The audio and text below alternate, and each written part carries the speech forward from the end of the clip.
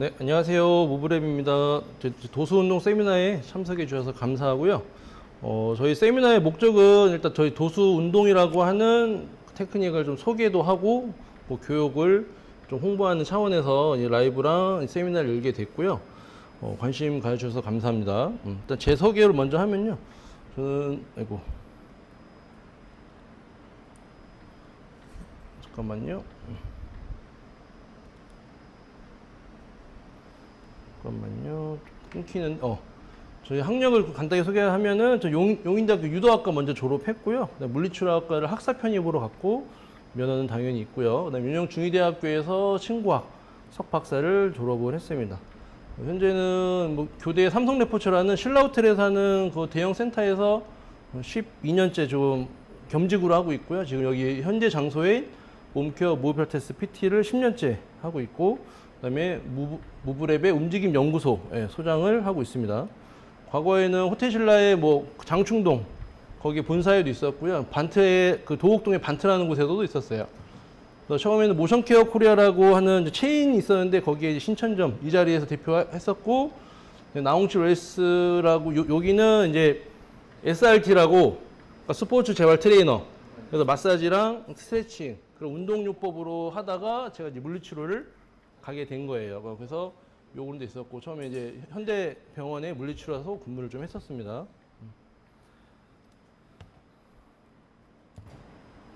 저희가 처음에 이제 이런 도수 운동을 할 때 이론과 법칙에 대해 저는 좀 중요하게 생각을 많이 하거든요.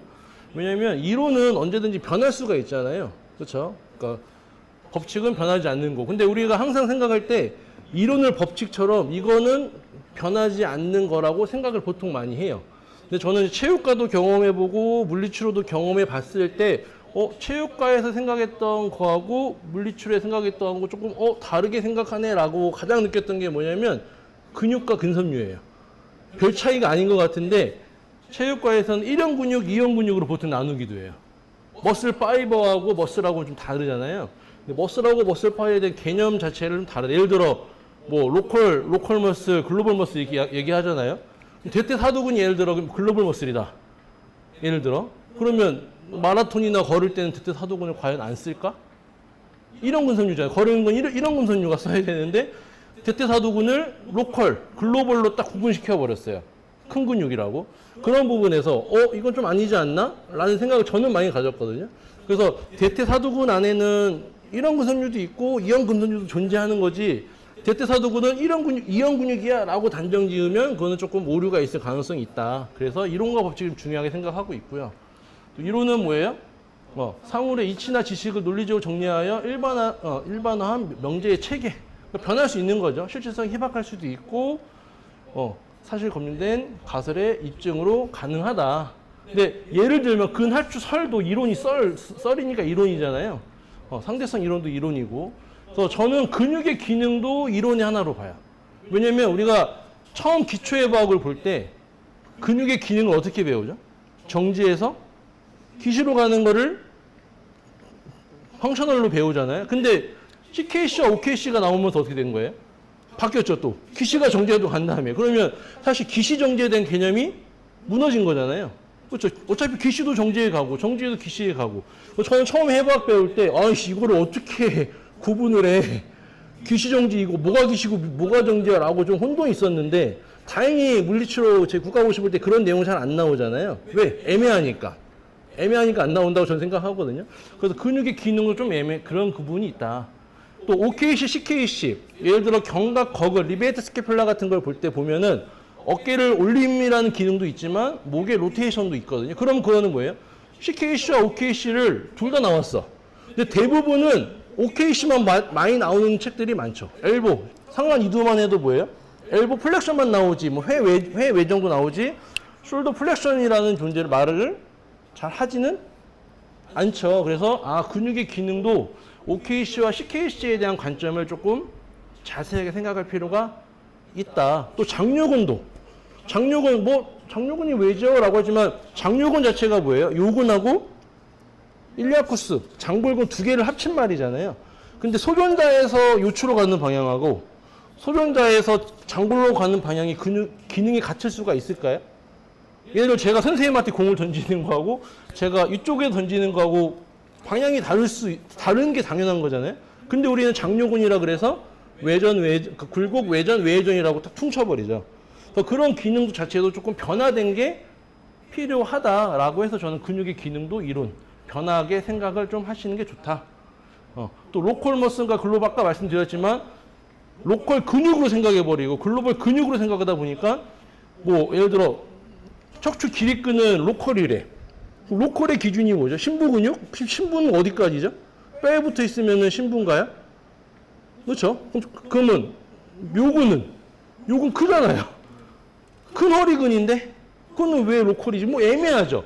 그러니까 의학이라고 하는 건 애매하면 안 된다라는 차원에서 근육과 머슬과 머슬 파이버를 명확하게 좀 구분할 필요가 있다.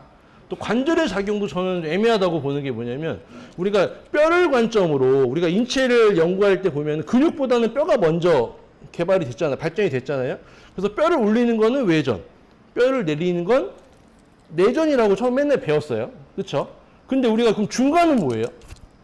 중간을 들고 있으면 이건 외전이에요, 내전이에요 물어보면 애매하죠. 만약에 시험 문제로 이렇게 나오면 뭐라고 쓰실 거예요? 국가고시에서 이 동작은 무슨 동작인가요? 그럼 뭐라고 쓰실 거예요? 애매하죠. 근데 우리가 뼈만 있는 게 아니라 뼈를 움직이는 건 뭐죠? 근육이 있잖아요. 그렇죠? 근육이 모아지면 짧아지면서 수축이 일어나는 거고 근육 기랑근에서 늘어나면 이완이 되는 거죠. 그럼 팔을 벌렸을 때는 뭐죠? 삼각근은 짧아져 있고 광배근이나 외완근이나 이완된 근육이 늘어나 있죠. 그럼 누가 봐도 이거는 외전이 돼야 돼. 근데 우리는 내렸다가 올렸으니까 내전이라고 보기에는 우리나라 말로 뭐라 그래요, 얘를? 팔을 벌렸다 그래요? 팔을 모았다 그래요? 그럼 벌림이지 왜 내전이라고 말을 하는 것 자체가 저는 애매하다. 또 와일드 스쿼트 많이 하죠. 와일드 스쿼트가 어디 타겟으로 보냐면 내전근 타겟으로 봐요. 다리를 벌려놓고 이게 왜 내전이 되죠? 내전은 안으로 모으는 게 내전이에요. 오히려 이렇게 하면 내전근이라고 볼 수 있어. 근데 다리를 벌려놓고 내전근에 자극이 되니까 내전근의 기능이다라고 하기는 우리가 펑셔널로 볼 때는 어떻게 된다?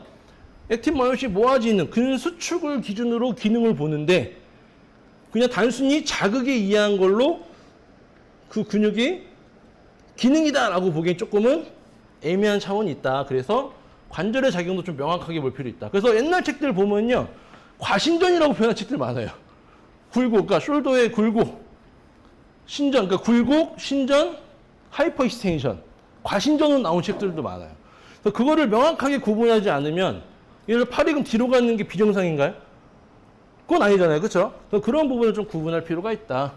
또 밑에 보시면 신장성 수축과 기랑근의 이완. 관절의 작용을 보면 어떻게 배워요? 구심성 수축, 신장성 수축. 그럼 반대로 얘기하면 주동근의 수축, 기랑근의 이완. 그럼 수학적으로 따지면 신장성 수축과 기랑근의 이완은 같은 말이어야 되죠. 맞지 않나요? 수학적으로 따지면. 그러면 이미 수축과 이완이라는 반대작용을 돼버리죠. 뭔가 안 맞다는 거죠. 그렇죠? 그럼 신장 수축과 기랑근의 이완은 전혀 다른 개념. 비슷하 보이지만 뭐가 장력, 긴장이라고 하는 거에 대해서는 조금 차별성이 있어야 된다. 왜 이걸 제가 구분하냐면 환자를 선생님도 좀 이따 모빌라이제이션 많이 할 테지만 수축을 했다가 늘으려고 하는데 긴장을 해요. 그럼 신장성 수축으로 따지면 그건 정상이에요. 맞죠? 긴장함을 내리니까. 근데 나는 이완을 시켜야 돼. 늘려야 돼. 근데 긴장을 해. 그럼 긴장하는 게 정상인가요? 이완되는 게 정상인가요? 라고 봤을 때는 저희는 이완이 정상인 거죠. 긴장하면 안 되죠. 긴장하고 있는 것 자체 우리가 컵을 들었어. 그럼 이런 모습 내린 사람이 있을까요? 없죠. 컵을 들어서 그냥 내려놓는 거지. 플러스 하나, 둘, 셋, 넷, 다섯이면 다섯, 넷, 셋, 둘, 하나, 0에 내려놓는 거지. 하나, 둘, 셋, 넷, 다섯, 하나, 둘, 셋, 넷, 다섯 이렇게 내리지는 않는다. 그래서 신장 수축과 기랑근의 이완은 조금 구분할 필요가 있다. 또 근막경선도 말씀드렸지만 부정하신 분들 많아요. 근데 근막경선은 저는 이제 중의학을 좀 공부를 했었기 때문에 경락의 그 선하고도 좀 비슷하거든요.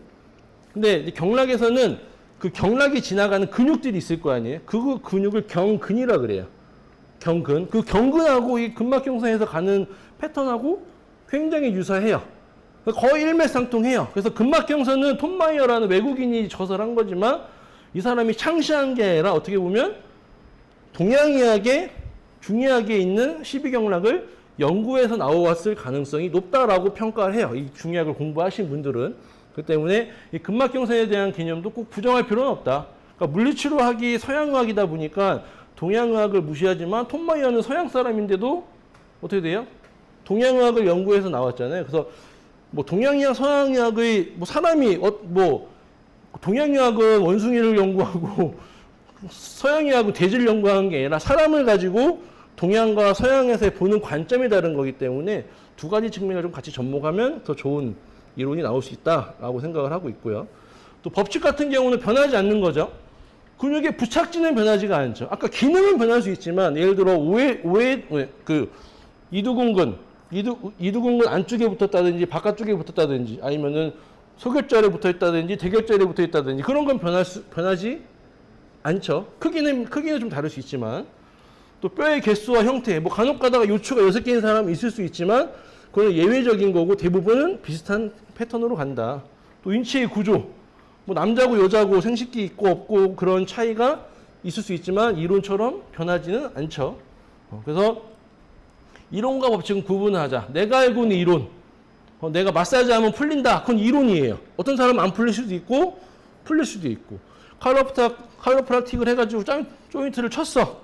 어저스를 했는데 그게 뼈가 들어갔을 수도 있고 안 다시 돌아올 수도 있고 그러니까 그게 뭐가 100% 맞다라고 보기는 쉽진 않다. 그래서 이론과 법칙을 좀 구분을 하자. 그래서 관점은 사물이나 현상을 관찰할 때 보는 태도와 방향, 처치. 그러니까 관점에 따라 의견이 달라질 수 있는 거죠. 어떤 사람이 예를 들어 승모근이 뭉쳤어요. 그럼 보통 뭐라 그래요? 승모근 뭉쳤으니까 승모근을 푸세요. 근데 예를 들어 등이 굽어 있어. 등이 굽으면 승모근이 뭉치고 싶어서 뭉친 게 아니라 흉추가 호만이 되면서 스캐플라가 상방교정이 됐어. 상방교정이 된 것 때문에 승모근이 뭉쳤어. 그럼 이 사람이 승모근에 뭉친 게 승모근의 문제가 아니라 등이 후만이 돼서 문제라면 이 사람의 원인은 승모근의 문제가 아닐 수도 있는 거죠.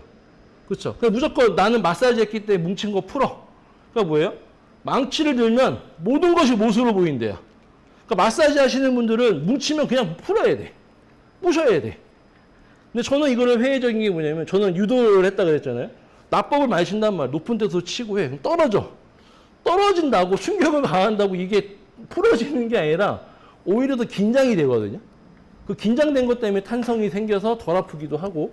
근데 마사지해서 만약 풀린다? 그래요. 그럼 저도 마사지 했기 때문에 경험이 있어. 뭔가 풀어진 것 같아.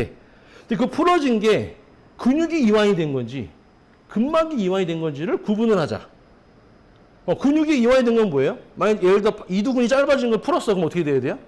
이게 이완이 된 거죠. 근데 이거는 그대로인데 톤만 떨어졌어. 이거는 근육이 이완이 된 게 아니라 근막만 이완이 됐다라고 표현할 수 있는 거죠. 그래서 마사지의 효과가 없다가 아니라 진짜 우리가 근육이 길이 짧아지고 늘어나는 거에 균형을 잡으려고 그러면 그거는 근육의 이완이냐 근막의 이완을 조금 구분할 필요가 있다. 흔히 이제 오해하시는 것 중에 하나가 뭉쳤으면 긴장된 거고 긴장되면 수축이 된 거라고 생각을 해요. 그럼 기립근이 보통 굽어 있잖아요. 그렇죠? 기립근이. 그럼 기립근 굽어 있으니까 뭉쳤잖아요. 그럼 긴장된 수축이 된 건가요? 기립근이? 이거 기립근이 늘어난 거예요? 수축된 거예요? 늘어난 거죠. 그럼 늘어났는데 왜 풀어요? 안 맞잖아요. 늘어났는데 왜 풀어? 그러지 않아요? 늘어난 거는 모아줘야지, 수축해줘야지 왜 풀어? 왜냐? 뭉쳤으니까 수축이라고 생각해버리는 거예요. 왜? 신장성 수축이니까 그 수축이 짧아졌다는 뜻이 아니라 긴장됐다는 뜻으로 생각할 수 있거든요. 저희가 생각했을 때, 저희가 보는 관점에서는. 근데 뭐다? 긴장됐으니까 수축이 된 거야. 수축이 됐으니까 풀어야 돼. 오히려 밀어버리죠. 오히려 모아야지. 그래서 저희가 기립근한 거 보면 다 모으죠.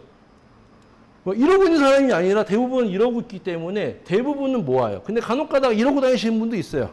어르신들 보면 이러고 다니시는 분도 있거든. 그런 분들은 오히려 늘려서 풀어야 될 수도 있겠지만 대부분은 기립근은 늘어나 있다. 그래서 딱딱하게 뭉친 거를 수축이 됐다라고 저희는 보지 않는다. 아까 말씀드린 것처럼 뭔가 부드러워졌어. 그 부드러워진 게 근육이 이완이 된 건지 근막이 이완이 된 건지 우리는 구분을 좀 할 필요가 있다. 또 모두가 비슷한 생각을 한다는 것은 뭐다? 아무도 생각하지 않다는 것이다. 이게 아인슈타인이 했던 말이에요. 그러니까 뭉치면 풀어야 되라고 모두가 그렇게 생각하면은 그냥 아무도 생각하지 않는 거예요. 저희는 그래서 반대로 생각해 본 거예요. 뭉친 이유가 뭐지? 근막인가? 근육인가? 이게 과연 뭉친 것만의 문제인가? 근데 제가 이론을 찾아봤더니 편의동원이라는 말이 있고 신장성 약화라는 말이 있어. 짧아져서 먼저 쓴 쟤밖에 없어, 승모근은. 그래서 50개나 있으신 분들이 올라가 있으면 어떻게 했어요? 승모근을 안 써도 되는 각도에서 승모근을 먼저 써서 올라가죠.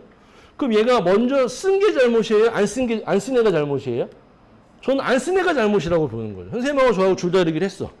제가 줄 놔버렸어. 선생님이 넘어지겠죠? 그럼 넘어진 사람이 잘못이에요? 논 사람이 잘못이에요? 논 사람이 잘못이라고. 그게 줄다리기 이론이라고 저희가 부르는 거예요. 신장성 약화와 편의동원. 짧아져서 나는 땡긴 데밖에 없는데 기랑근이 나버렸어. 장력이 없어서 나버렸어. 그래서 짧아져서 아픈 거야. 그래서 우리는 보통 통증이 있는 부위만 풀죠. 그게 아니라 약화된 근육을 운동을 시킬 필요성이 있다라고 보는 게 저희가 보는 관점이라고 보시면 돼요. 그래서 뭐 웨이트 트레이너, 그 트레이너, 뭐 필라테스 강사, 요가 강사 모두 다 재활을 한다고 하지만 다 관점이 다르죠. 웨이트 트레이닝 하시는 분들은 근육을 강화시키면 된대. 근데 그 말은 제가 운동할 때부터 나왔던 말이거든요. 2000년 초반 저부터. 근데 지금 의사들이 다 강화를 하래요. 강화.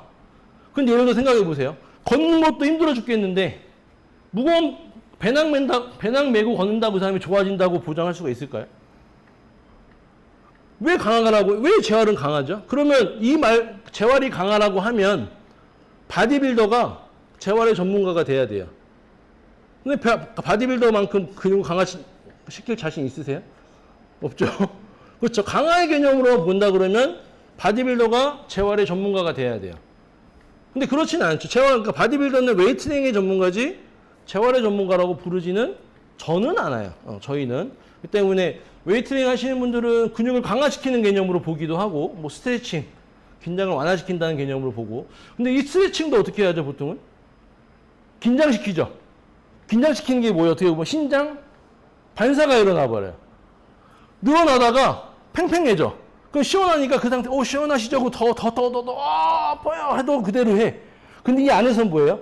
야, 그만 당겨. 버티는 게 신장 반사잖아요. 그쵸? 가지마. 근데 그걸 시원하다고 계속 해. 그쵸? 그 패턴이 우리 흔히 말하는 스트레칭 패턴이다. 또 마사지 컨디셔닝 필요한 작업 중에 하나예요. 그러니까 AT들이 마사지를 많이 하거든요. 왜 많이 하냐면 운동선수의 기전은요, 많이 써서 뭉친 거예요. 운동선수들의 기전은 많이 써서. 걔네들 그러면 많이 썼기 때문에 혈액순환 시켜주고 피로물질을 문질러 주면서 순환시켜주면 좋아질 수 있어요. 근데 일반 사람들은 많이 써서 뭉친 것보다 오히려 많이 안 써서, 못 써서 생기는 문제가 생기거든요. 그러기에 편의동원이 생겨서 뭉친 거를 또 똑같은 관점으로 풀어. 그러면 같은 효과를 내기가 쉽지 않을 수 있어요. 더 아파할 수 있어요. 그 다음날. 선생님, 저 마사지하고 더 아팠어요. 라고 하시는 부분 굉장히 많았을 거예요. 그런 부분이 편의동원돼서 먼저 쓴 죄밖에 없는데 그걸 더 풀어버려. 그러면 걔는 더 긴장될 수 있다라고 보는 게 저희가 보는 관점이고. 또 필라테스에서는 뭐 코어를 강화시켜라. 또 뭐 있죠? 속근육을 강화시켜라. 아까 말한 속근육의 정의가 뭐냐? 대요근은 속근육이냐? 기립근은 속근육이냐? 기립근은 데드리프트 200kg에서 뭐 기립근 강화시킨다고 하는데 그럼 기립근은 그 뭐예요? 글로벌 머슬 아니야? 애매하다는 거예요. 속근육과 겉근육에 대한 애매. 그러니까 로컬과 글로벌의 애매한 부분을 저희가 좀 정리를 좀 해드릴 거고요. 저희 물리치료학에서 뭐라 그래요, 선생님? 재활의 관점을? 가동성 회복이죠. 가동성이 안 나오신 분 장애인 분류로도 하잖아요. 그렇죠? 가동성 회복이 재활의 관점이어야 돼. 그럼 뭐예요? 가동성이 안 나오고 너무 과긴장돼서 쓰신 분들을 강화시키는 게 아니라 회복시켜야죠. 어떻게? 저희가 추구하는 동원 순서의 회복이에요. 뒤에 나오면 우브르의 관점에서는 그렇죠? 근육학 관점으로 봐요, 저희는. 왜냐면 관절을 움직이는 건 뭐예요? 근육이죠. 요즘에 그 자동차 많이 나오죠. 급발진 논란 많잖아요. 물론 자동차의 문제로 급발진이 나올 수도 있죠. 근데 대부분 밝혀진 건 뭐예요? 브레이크 대신 악셀을 밟은 걸로 많이 나오잖아요. 그럼 그 사고의 원인은 결국 누구예요? 사람이죠.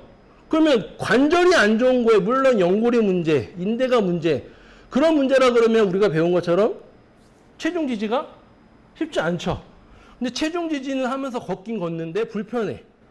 계단 올라갈 때만 아프거나 내리막길에서만 아파. 근데 평지는 괜찮아.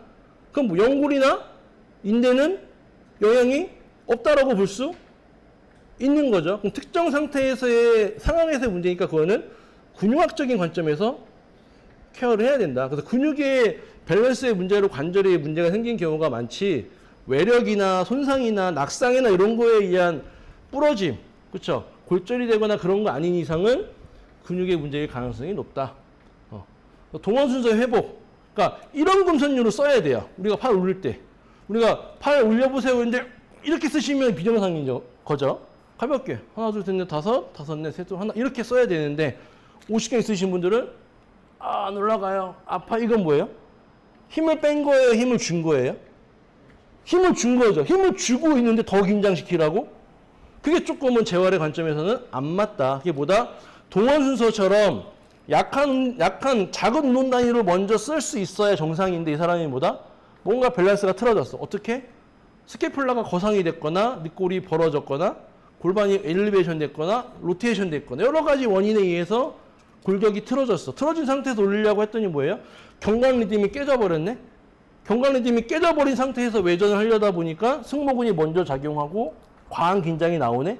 이 상태에서 덤벨을 주고 강화시켜라? 그거는 뭐 말이 안 맞다. 오히려 정렬의 회복을 통해서 근육의 밸런스를 맞추고 동원 순서를 회복시키는 게 저희가 보는 관점이다. 그래서 기존에는 관절 위주로 그 치료를 많이 했었죠. 조인트 모빌라이제이션 하고. 그 단점은 뭐예요? 조인트 모빌라이제이션의 단점은 패시브다. 운동 학습에서 나오는 패시브 중요합니다. 패시브 중요해요. 근데 패시브로만 끝나는 게 문제인 거죠. 패시브, 액티브, 패시브, 액티브까지 나와야 순서 단계가 맞는데, 그러니까 예를 들어서 아빠가 잡아줘야만 자전거를 잘 타는 애야. 그럼 아빠 없으면 이 사람은 탈 수 있어요, 없어요? 자전거를 못 타게 되는 거죠. 그게 단점인 거죠. 패시브라는 거. 근데 조인트 모빌라이제이션만 패시브가 아니라 마사지도 패시브, 카이로프락틱도 패시브. 모든 건 다 패시브더라. 그래서 뭐가 중요하다? 운동 치료학적인 관점에 액티브적인 관점이 굉장히 중요하다. 그래서 저희가 이름을 지은 게 도수 운동이라고 지은 거예요. 그 다음에 모블의 도수 운동을 보면요. 관절의 정상 움직임 패턴 회복. 무슨 말이냐면 우리가 팔을 외전을 할 때는 스캐플라가 어떻게 돼요? 상방전이 되죠. 그러면 내려올 때 그 트레이너들 이렇게 설명하는 거 보면 알아서 내려온다고 표현을 많이 써요. 근데 선생님 외전 한번 해보세요. 외전 한번 한 다음에 팔만 먼저 내려보세요. 약간 제한이 생기죠. 그 승모근 만져보세요. 승모근 긴장돼 있죠. 승모근 긴장돼 있다는 건 뭐예요? 상방회전이 여전히 상방회전 돼 있는 거죠. 근데 다시 한번 올린 다음에 팔이 아니라 스캐플라를 하방회전 시킨다 생각하고 내리면서 모아보세요. 그럼 승모근 만져보시면 어때요? 내려오죠. 그게 뭐예요? 스캐플라의 정렬에 따라서 가동성의 제한이 생겨버리는 거예요. 그게 올바른 관절의 패턴인 거예요. 그러니까 상방회전도 내가 조절할 수 있으면 하방회전도 조절해야 돼요. 근데 올라간 상태 상방회전인 상태에서 팔만 내렸어. 그럼 상방회전이 경관 리듬이 하방으로 떨어지는 게 아니라 상완골만 내려온더라. 마찬가지로 앞으로 우리가 전인을 하잖아요. 대흉근의 수평 내전을 해. 그럼 트레이너도 어떻게 했냐면 바디빌 자극을 위해서 스키플라 후인 하강을 시켜버려요. 후인 하강 시켰다는 소리는 뭐예요? 정거근의 기능을 안 쓰겠다는 소리죠. 근데 또 말은 뭐라 그래요? 정거근이 안정화 근육이래. 근데 정거근을 안 쓰면서 어떻게 수평 내전을 만들죠? 그렇죠? 정거근을 썼을 때 어떻게 스캐플라가 전이 되면서 팔이 뻗어지면서 수평 내전의 가동성이 훨씬 더 많아지는 거죠. 그렇죠? 그렇기 때문에 스캐플라를 잡아놔라 라는 말은 사실은 올바른 관절의 패턴은 아니다. 고관절에서도 우리가 다리를 들 때 전방경사가 있어도 고관절 굴곡이 나와요. 근데 전방경사 있는 사람들은 후방이 안 나오기 때문에 플렉션에 제한이 생겨요. 엉덩이가 뒤로 빠져. 원래는 뭐예요, 그럼? 다리를 들 때는 후만이 나오면서 복부를 모아지고 장요근에 의해 소현자를 끌어당기고 직근에 의해서 무릎을 끌어올려서 올바른 패턴이 나와줘야 되는데 골반은 그대로인데 걷는 걸 회복시키고 싶대. 무릎을 케어하는데 골반의 움직임 패턴을 안 만들어줘. 그러면 누워서는 대퇴 사두근을 열심히 잘 풀었다 쳐. 근데 걸으면서 똑같은 패턴으로 걸어가. 그럼 이 사람은 또 어떻게 되겠어요? 집에 가면서 또 아플 수 있겠죠. 왜? 패턴이 바르게 만들어지지 않았기 때문에 이 사람은 다시 뭉칠 가능성이 있다. 왜? 잘못된 패턴으로 쓴 거를 근육만 봐서는 회복되기가 쉽지가 않다. 그래서 관절의 정상 움직임 패턴을 회복하는 거고요. 동원 순서에 맞는 장력 조절을 해줘야 되는 거고. 또 호흡을 활용하는 게 저희 테크닉의 가장 핵심인데 흡기와 호기를 이용을 해요. 근데 웨이트 트레이닝 해보셨나요? 해보셨나요? 보통 핑크 덤벨이라 치고 벤치프레스 한다 치면 어떻게 내려갈 때 어떻게 하죠? 마시고 밀 때는 후. 근데 만약에 래플다운 시트드 로그라고 생각해 볼게요. 어떻게 가죠? 마시고 후. 마시고 후. 그럼 제가 그 말을 대흉근의 움직임인지 시트드 로그인지 말을 안 하고 움직이면 어떻게 돼요? 똑같죠?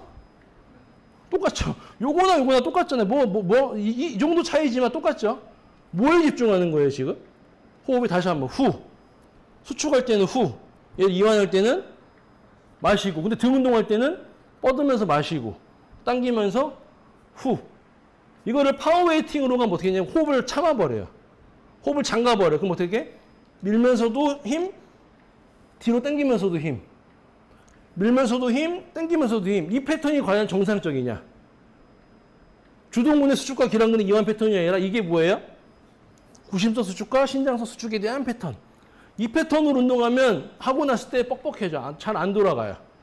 왜? 뭐가 없기 때문에? 기랑근의 이완이 없어요. 이완의 패턴이 없기 때문에 오히려 더 관절의 움직임이 뻑뻑해질 수 있다. 그래서 흡기할 때는 이완에 집중하고 호기할 때는 수축에 집중하는 패턴으로 보통은 많이 가고 있어요. 그래서 근가동성도 중요한 말인데 근가동성 처음 들어보셨죠? 저희가 만든 말인데 그러니까 내용은 간단해요. 기랑근으로서의 기능과 주동근으로서의 기능을 합친 거예요. 예를 들어 우리가 대흉근을 보면 제가 투수예요. 투수할 때 어떻게 던져요? 대흉근을 늘리죠. 근데 만약에 벤치프레스를 많이 해가 대흉근이 요만큼밖에 안 늘어나는 사람이야. 그럼 가동성이 어떻게 되겠어요? 제한되겠죠. 그럼 이건 뭐예요? 근가동성이 약화됐다라고 표현한 거예요. 그러니까 웨이트 트레이닝 할 때 벤치프레스 할 때 요만큼밖에 안 써. 그럼 뭐예요? 기랑근으로서 이완이 안 되니까 오히려 등 운동할 때 수축에 제한점이 생겨버리죠. 그래서 기랑근으로서 이완과 마이너스와 주동근으로서 플러스의 개념을 만든 게 근가동성이다. 그래서 주동근 수축과 기랑근으로서 이완 범위를 다 잘 만들어 줘야 된다라고 하는 게 저희가 무브랩의 도수운동의 관점이고요. 또 스스로 수축과 이완 조절할 수 있도록 운동 학습에 대한 테크닉이에요. 그러니까 그냥 관절만 늘렸다 모았다 주면은 이 사람이 인지가 있어서 완전히 그러니까 액티브가 없다라고 할 수는 없지만 패시브 액티브가 될 수는 있죠. 근데 액티브 패시브 내가 주도해서 움직이는 게 아니기 때문에 이 사람은 학습에 대한 관점이 많이 없다. 그렇기 때문에 다시 항상성으로 가버릴 수 있다. 통증의 관리는 이제 과긴장된 근육. 그러니까 근육이 긴장을 하면 그 힘줄도 긴장되거든요. 그래서 우리가 족저근막이 아플 때 어떻게 해요? 아킬레스건이 긴장된 거를 아킬레스건을 문지르는 게 아니라 장단지를 많이 풀죠. 장단지에 문제가 생기는 거는 그러니까 근육에 문제가 생기면 힘줄에 문제가 동반이 돼요. 그래서 예를 들어 어디가 아프다고 했을 때는 힘줄에 붙어있는 부착지가 있을 가능성이 높아요. 예를 들어서 무릎의 바깥쪽이 아프다. 그러면 IT 밴드가 뻑뻑하다든지 안쪽이 아프다. 그럼 뭐다? 거위발 힘줄의 패턴이 문제가 있다든지 파텔라 쪽이 아프다. 그럼 사두근의 내측, 외측, 직근에 대한 패턴이 있다든지 예를 들어 어깨가 아프다 보면 보통 어떻게 아프죠? 극상 건형 쪽을 만지죠. 그럼 뭐예요? 건이 아픈 거죠. 근데 물리치료에서 요즘 어떻게 해요? 체해 충격 바로 건을 쏴버리죠. 그거 뭐 결과로만 쏜 거예요. 뭉쳤으니까 어떻게 돼요? 부셔야지. 그러니까 체해 충격 바로 팍 쏴요. 그 효과가 있으면 다행인데 제가 물리치료사분들 교육할 때 여쭤보면 좀 많이 보신 분들은 5대5 조금 약하게 보신 분들은 4대6 그러니까 좋아지는 게 4, 안 그대로인 게 6 정도로 보더라고요. 저는 그걸 안 해봐서 모르겠는데 그래서 체해 충격파 효과는 좀 미비할 수는 있는데 그보다 결과 치료니까 뭉친 거를 풀어라 라는 결과 치료이기 때문에 그럴 가능성이 있다라고 보는 거고요. 또 밸런스 회복. 밸런스 회복은 곧 동원 순서 회복이에요. 그러니까 부드럽게 움직여야 될 상황에서 너무 과하게 쓰고 있다. 또 수동불충분 많이 들어보셨죠? 수동불충분이 뭐냐면 무릎을 과하게 썼어. 그러면 하부 섬유에서 짧아진 게 상부 섬유에서 제한을 만들어요. 그 길이 부족일 수도 있고 근력 부족이 생길 수 있어. 예를 들어서 햄스트링이 여기 우리가 많이 앉아 있다 보면 어떻게 돼요? 여기가 많이 늘어나고 여기는 짧아져 있어. 그럼 얘가 늘어나서 섰어. 그럼 여전히 늘어나 있어. 늘어나 있어. 그럼 뭐예요? 햄스트링은 늘어난 상태에서 밑에만 긴장이 돼 있어. 그럼 뭐예요? 길이 부족 때문에 당연히 익스텐션이 제한될 수 있다. 그래서 그 문제를 수동불충분과 능동불충분에 대한 관점으로도 우리는 통증의 양상을 해결할 수 있다. 예를 들어서 이두근의 상부 섬유가 짧아져도 전방 화주에 나올 수가 있거든요. 그렇죠. 그럼 상부 섬유가 짧아진 게 하부의 약화에 의해서도 그럴 수도 있다라고 하는 게 수동 능동 불충분에 대한 관점으로 보기도 한다. 또 가동성은 관절 가동성 많이 아시죠? 그렇죠? 렌즈 오브 모션이라고 그러죠. 근육의 가동성은 머슬 모빌리티 아까 말씀드린 것처럼 기랑근으로서 이완과 주동근으로서 수축이 있다.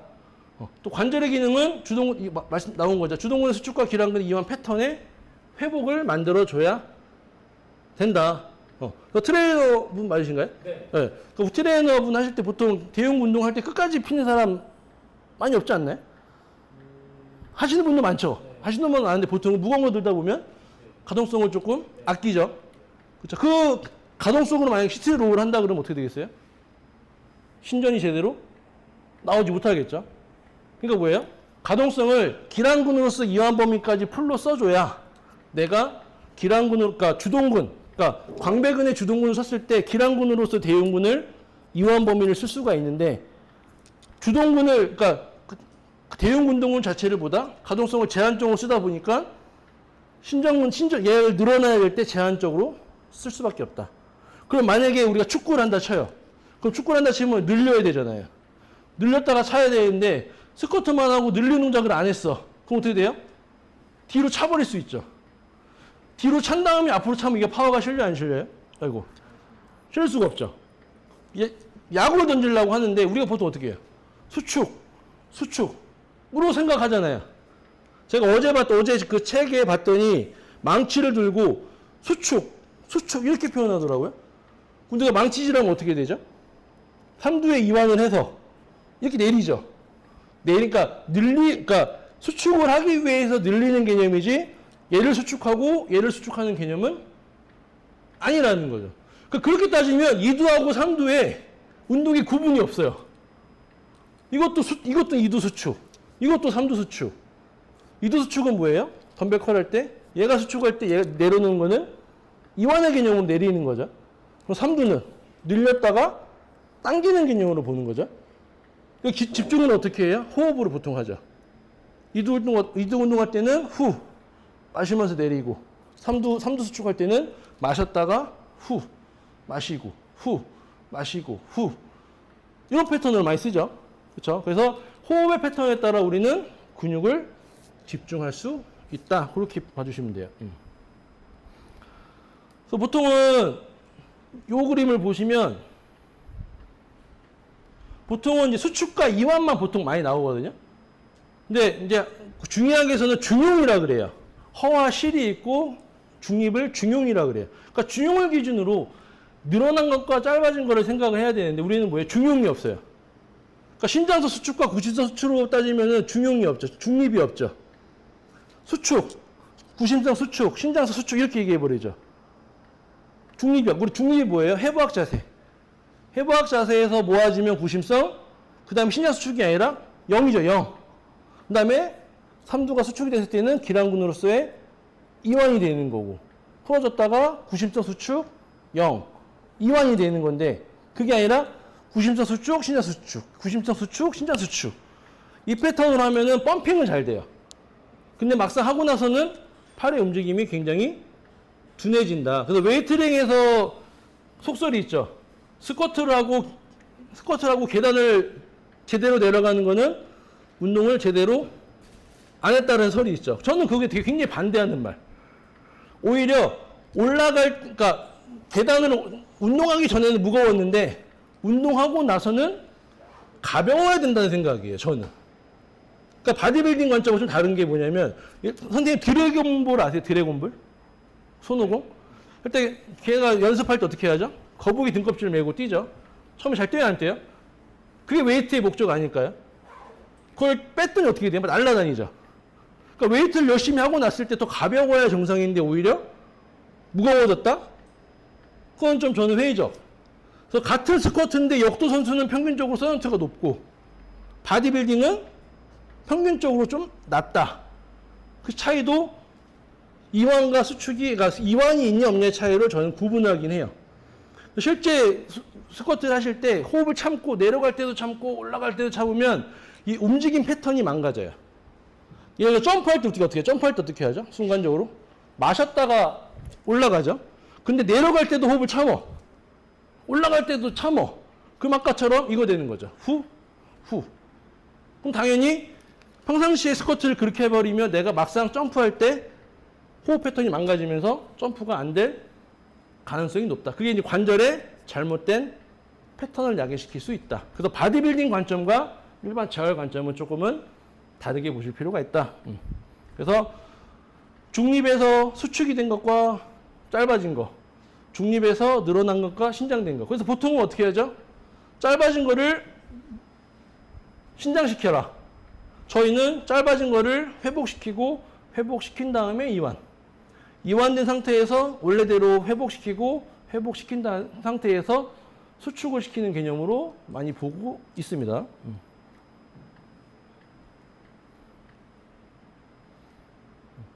네. 긴장, 수축, 강화 다 같은 말로 쓰잖아요. 그렇죠? 긴장됐다. 자극을 느껴야 된다. 긴장을 시켜야 된다. 수축을 시켜야 된다.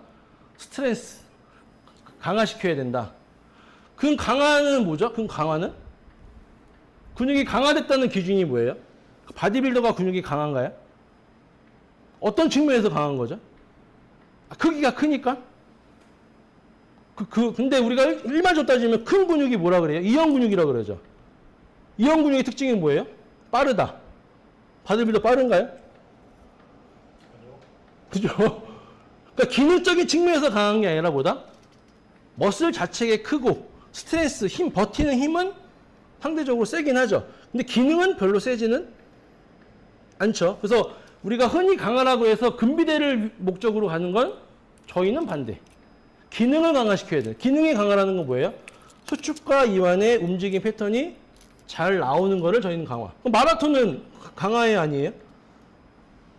마라톤 강한 거잖아요. 아무리 근육이 커도 마라톤처럼 잘 뛸 수 없잖아요. 근데 우리가 흔히 하는 강화는 뭐예요? 근육을 강화시켜라는 말은 근비대, 근육을 두껍게 만들면 강화된다라고 생각을 하는 것 자체가 저희는 반대로 생각하고 있다. 관점이 다르다. 그래서 긴장, 머슬 톤이 높다. 머슬 톤이 높다는 건 뭐예요? 수축이 된 건가요? 아까 말씀드렸지만 기립근이 굳었어. 기립근이 굽어 있다는 건 늘어난 거야. 늘어나는데 긴장됐어. 그러니까 수축이 된 거야. 그건 아니죠. 등이 늘어난 건 뭐예요? 그럼 기립근이 늘어난 거지? 수축이 이거죠. 늘어나는데 긴장됐으니까 수축이 됐네? 수축이 됐으니까 풀어야 되네? 그거는 이치가 안 맞다. 늘어난 거니까 뭐예요? 긴장이라는 뜻은 뭐다? 근막의 긴장. 근막은 배가 나와도 딱딱할 수 있고요. 배가 들어가도 딱딱할 수 있어요. 배가 나와서도 힘줄 수 있고 배가 들어가서도 힘줄 수 있어요. 그러니까 힘이라고 하는 것 자체는 근막의 관점으로 보는 거고 움직임의 관점은 근육으로 보는 거예요. 그래서 배가 나온 사람이 예를 들어 트렁크 플렉션이라든지 레그 익스텐션 할 때 할 때 복부 운동할 때 레그 레이즈 할 때 복부를 감아 올리는 게 아니라 다리만 들어 올리는 경우가 많아요. 복부가 고관절에 영향을 줘야 안 줘요? 복부만. 복부가 어디 붙어 있죠? 치골, 결합. 그럼 치골 결합이면 뭐를 움직여야 돼요? 골반을 움직이는 게 복부 운동인데 우리는 어떻게 돼요? 레그 레이즈니까 진짜 다리만 들어 올려요. 그렇죠? 그럼 배가 볼록 나와 있어. 배는 늘어나서 앞 당겨. 근데 하고 나면 보통 어디가 아파요? TFL. 평균적으로 TFL 아프지 않나요? 왜? 다리를 모아서 드니까 내외전의 플렉션이니까 TFL이 막상 움직인 거예요. 근데 할 때는 뭐가 힘들어? 배가 늘어나 있으니까 뻑뻑해. 그럼 이걸 잘못하면 어떻게 돼요? 배가 늘어났으니까 허리는 어떻게 되겠어요? 꺾여 있겠죠. 이 상태에서 억지로 강하게 밀어 올려. 트레이너가 밀어줬어. 그럼 허리에서 긴장도가 올라가겠죠. 그 패턴으로 하면 허리가 아플 수 있죠. 그래서 의사들이 뭐라 그래요? 복부 운동하지 말아라. 그렇죠. 바바리맨 잡겠다고 바바리 코트를 못 입게 하는 거랑 똑같은 거예요. 허리가 아플 때 복부 운동을 안 하면 어떻게 해요? 그럼 뭐 복대 왜 하는 거예요? 복대는? 복대하는 이유가 뭐예요? 복부의 압력을 잡아서 복부의 안정환을 시키려고 하는 거 아니에요? 근데 복부 운동하지 말아라? 그거는 재활을 모르는 사람들의 말이라고 저는 생각해요. 아무리 재활학과 의사라고 완벽한 사람들이 아닙니다. 그래서 저는 그 말은 절대 부정한다. 복부 운동 해야 된다. 대신에 어떻게가 중요한 거죠. 어떻게가 중요한 거지 강하게가 아니라 정확하게 운동을 시키는 게 중요한 거지 복부 운동은 허리 안 좋다라고 하는 말은 조금은 이치에 안 맞다라고 저희는 생각하고 있습니다. 그래서 근 수축은 뭐죠? 흔히 말하는 컨트랙션은 액틴 마요신이 모아지는 걸 우리는 수축이라고 불러요. 뒤에 나오면 잠깐만요. 좀 더 뒤에서 보여볼게요. 그러니까 수축이라고 하는 거 우리가 모으는 거는 이게 수축, 중립, 이게 이완인 거죠. 그렇죠? 그러니까 수축의 개념과 긴장의 개념을 좀 구분할 필요가 있다. 배가 나와도 긴장, 배가 들어가도 긴장. 배가 나온 상태에서 긴장됐으니까 심장 수축이다? 그건 좀 개념이 저희가 생각하는 개념은 좀 다르다. 뒤에서 또 한 번 더 설명드릴 겁니다. 그래서 저희의 관점은 단순히 근력 강화나 스트레칭을 접근하는 게 아니라 근육, 근막, 호흡, 에너지 시스템의 신경 조절을 통한 움직임 회복에 있다. 움직임이 나오는 게 정상이지 움직임을 나오지 않고 무조건 움직임은 가동성은 제한됐는데 힘만 키운다? 라고 하는 것은 재활의 관점으로 보기는 쉽지 않다라고 저희는 보고 있습니다. 이거는 저희가 이제 관점 요약을 쓴 건데 이건 간단하게만 볼게요. 근육과 근막은 수축 이완이고 근막은 장력 긴장이고 근육은 무슨 신경이에요? 척수신경이죠. 근막은 자율신경 계속해요. 긴장은 자율신경 계속해요. 자율신경계의 교감신경. 그렇죠? 그럼 당연히 그러면 척수신경의 수축 이완과 자율신경계 긴장이니까 전혀 또 다르죠. 메커니즘이 전혀 다르죠. 그래서 구분해야 된다. 그래서 움직임, 열린 사슬과 닫힌 사슬. 특정 근육은 둘 다 보면서 어떤 근육은 열린 쪽만 보는 패턴이 있다. 그래서 제가 이두근을 숄더 플렉션이라고 그러면 네? 라고 하시는 분 굉장히 많아요. 이두근 숄더 플렉션 없나요? 그러면 내외전의 숄더 플렉션하고 외전의 숄더 플렉션하고 그 외전의 플렉션은 어떤 근육이 쓰는 거예요? 내외전은 다 알잖아요. 어떤 근육? 전, 삼각근. 그 외전의 숄더 플렉션은 어떤 근육이 쓰겠어요? 이두근이 쓰는 거예요. 그렇죠? 우리가 덤벨 커널도 어떻게 해요? 엘보 쓰면서 올라가잖아요. 그렇죠? 그럼 엘보를 안 쓰니까 가동성이 더 많아지는 것 뿐이에요. 그렇죠? 그래서 한 방향만 보는 경우가 많다. 책에 나온 내용만 보다 보니까 다른 생각을 안 하다 보니까 우리는 갇혀서 있다. 생각이 갇혀 있기 때문에 근육의 기능을 보는 것만 보게 되더라. 그게 저희가 장요근을 얘기한 거랑 비슷해요. 장요근 보통 어떻게 생각하죠? 굴곡 외전, 외회전. 모르는 사람 없죠? 배워본 사람이라면. 그러면 소존자가 장골로 가는 방향하고 소존자가 요추로 가는 방향이 같을 수가 있다, 없다? 없다. 그럼 이게 맞다 그러면 우리는 이게 정상이어야 돼요. 다리 들어보세요. 그러면 이게 정상으로 봐야 돼요. 그렇죠? 근데 우리는 뭐를 정상으로 봐요? 수직으로 정상을 보잖아요. 그럼 일로 가는 근육이 있어야 돼요. 맞죠? 일로 가는 근육과 일로 가는 근육이 합쳐졌을 때 짝힘에 의해서 수직으로 올라와야 돼요. 근데 아래선 있어요. TFL하고 봉근근이 그 역할을 해줘요. 외전의 플렉션, 내외전의 플렉션. 근데 더 올라가서는 외전의 플렉션은 있는데 내외전의 플렉션이 없다. 그 GPT한테 물어보세요. 내외전의 플렉션 근육이 뭐야? 라고 물으면 말 못할 가능성이 높아요. 근데 저는 그 역할이 대요근의 기능이다.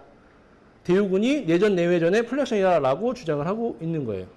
그래야 우리는 이게 정상이 나와요. 수직으로 올라가는 게 짝힘에 의해서. 재활의 접근은 아까 말씀드렸듯이 강화의 개점이 아니라 움직임 회복에 있다. 긴장이론. 아까 말씀드린 것처럼 선생님하고 저거 줄다리기를 했어요. 제가 손을 놔버렸어요. 선생님 넘어졌어요. 그 통증이에요. 그 넘어진 사람이 잘못한 거예요? 논 사람이 잘못한 거예요? 그렇죠? 그러면 나는 당기고 있는 것 뿐인데 상대가 약해져서 내가 넘어졌어. 그런 통증의 관념으로 보는 거예요. 그러니까 승모근이 뭉친 게 문제가 아니라 승모근을 잡고 있는 뭐 하부 승모근이라든지 능형근이라든지 기립근이 굽어 있어서 스캐플라가 상방된 데서 아프다든지 그런 원인의 승모근이 긴장됐다 그러면 승모근은 잘못이 있는 애가 아닐 가능성이 높죠. 근데 우리는 승모근을 풀잖아요. 그런 문제가 잘못될 수 있다. 그래서 승모근 잘못 풀면 더 아프다는 소리가 나오기도 하더라. 회복과 동원이라고 보는데 회복 단계에서 이런 근선율을 좀 활성화시켜줘야 돼요. 그러니까 약한 호흡을 편안하게 하면서 움직일 수 있어야 되는데 어깨에서 뻑뻑해요. 이건 뭐예요? 과한 긴장을 쓰고 있는 거죠. 그걸 어떻게 호흡을 통해서 이런 근선율을 쓰게 하는 게 저희가 쓰는 패턴이다. 또 제한의 요인 중에 하나는 수동부충분과 능동부충분이 구획하라는 게 있어요. 구획하라는 건 뭐냐면 하나가 구심성으로 쓰면 하나는 원심성으로 쓰는 거거든요. 예를 들어 복원근을 예를 들면 우리가 고관절 플렉션을 쓰잖아요. 그러면 골반이 전방경사했을 때는 가동성에 제한이 생기죠. 그럼 얘가 호환이 돼야 돼요. 얘는 원심성으로 뒤로 가야 되고 얘는 구심성으로 당겨줘야 가동성이 많이 나와요. 근데 예를 들어서 전방경사가 있어. 그러면 가동성에 제한이 있을 수밖에 없겠죠. 그래서 관절 제한의 요인은 구획화와 수동부충분, 능동부충분에 대한 패턴도 있다.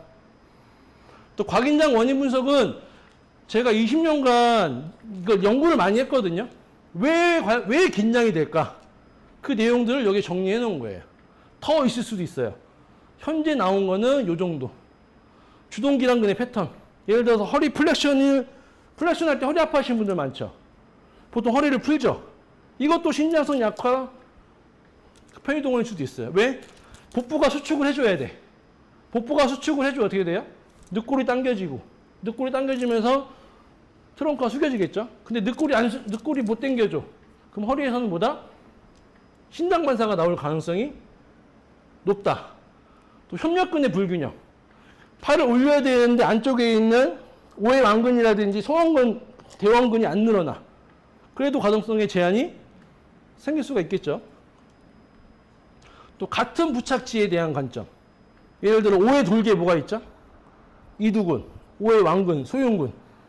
근데 우리가 핸드폰 보면서 이렇게 문자로 카톡을 많이 했어. 그럼 뭐예요? 오해 왕근이 짧아져 있어. 오해 왕근이 짧은 상태 팔을 내렸더니 오해 돌기를 끌어당겼어. 그럼 결과적으로 뭐예요? 소흉근도 긴장, 이두근도 긴장. 그럼 오해 왕근의 문제 때문에 다 긴장될 수 있는 패턴이 이 패턴이에요.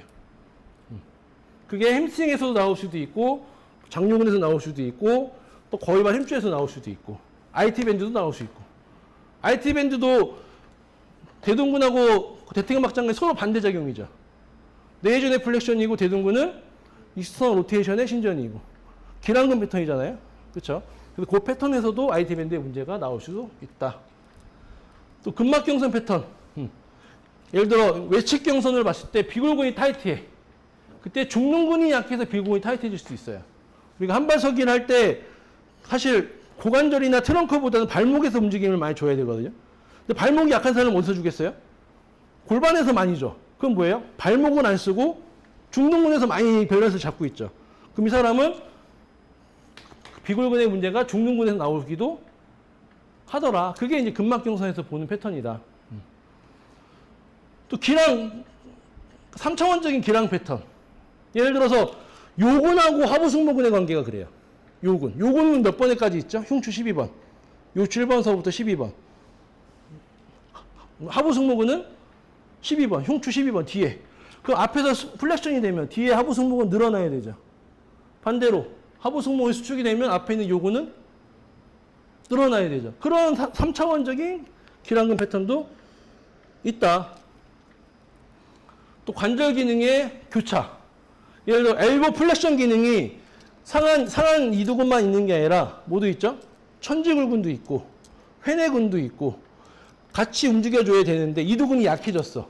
그러면 보통 덤벨컬 할 때 이두근의 느낌이 아니라 전환으로 드시는 분들 많죠.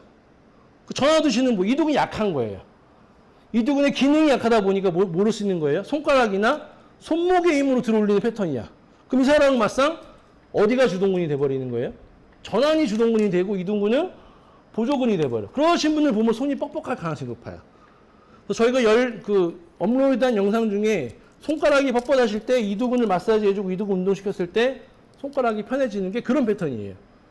손가락이 뻣뻣한 게 얘가 긴장돼서가 아니라 얘가 못 써서 엘보 플렉션 할 때 수근 굴근이나 천지 굴근에 의해서 만약에 긴장됐다면 오히려 이두근의 기능 회복을 통해서 손가락의 장력을 떨어뜨릴 수 있다라고 보는 거고요.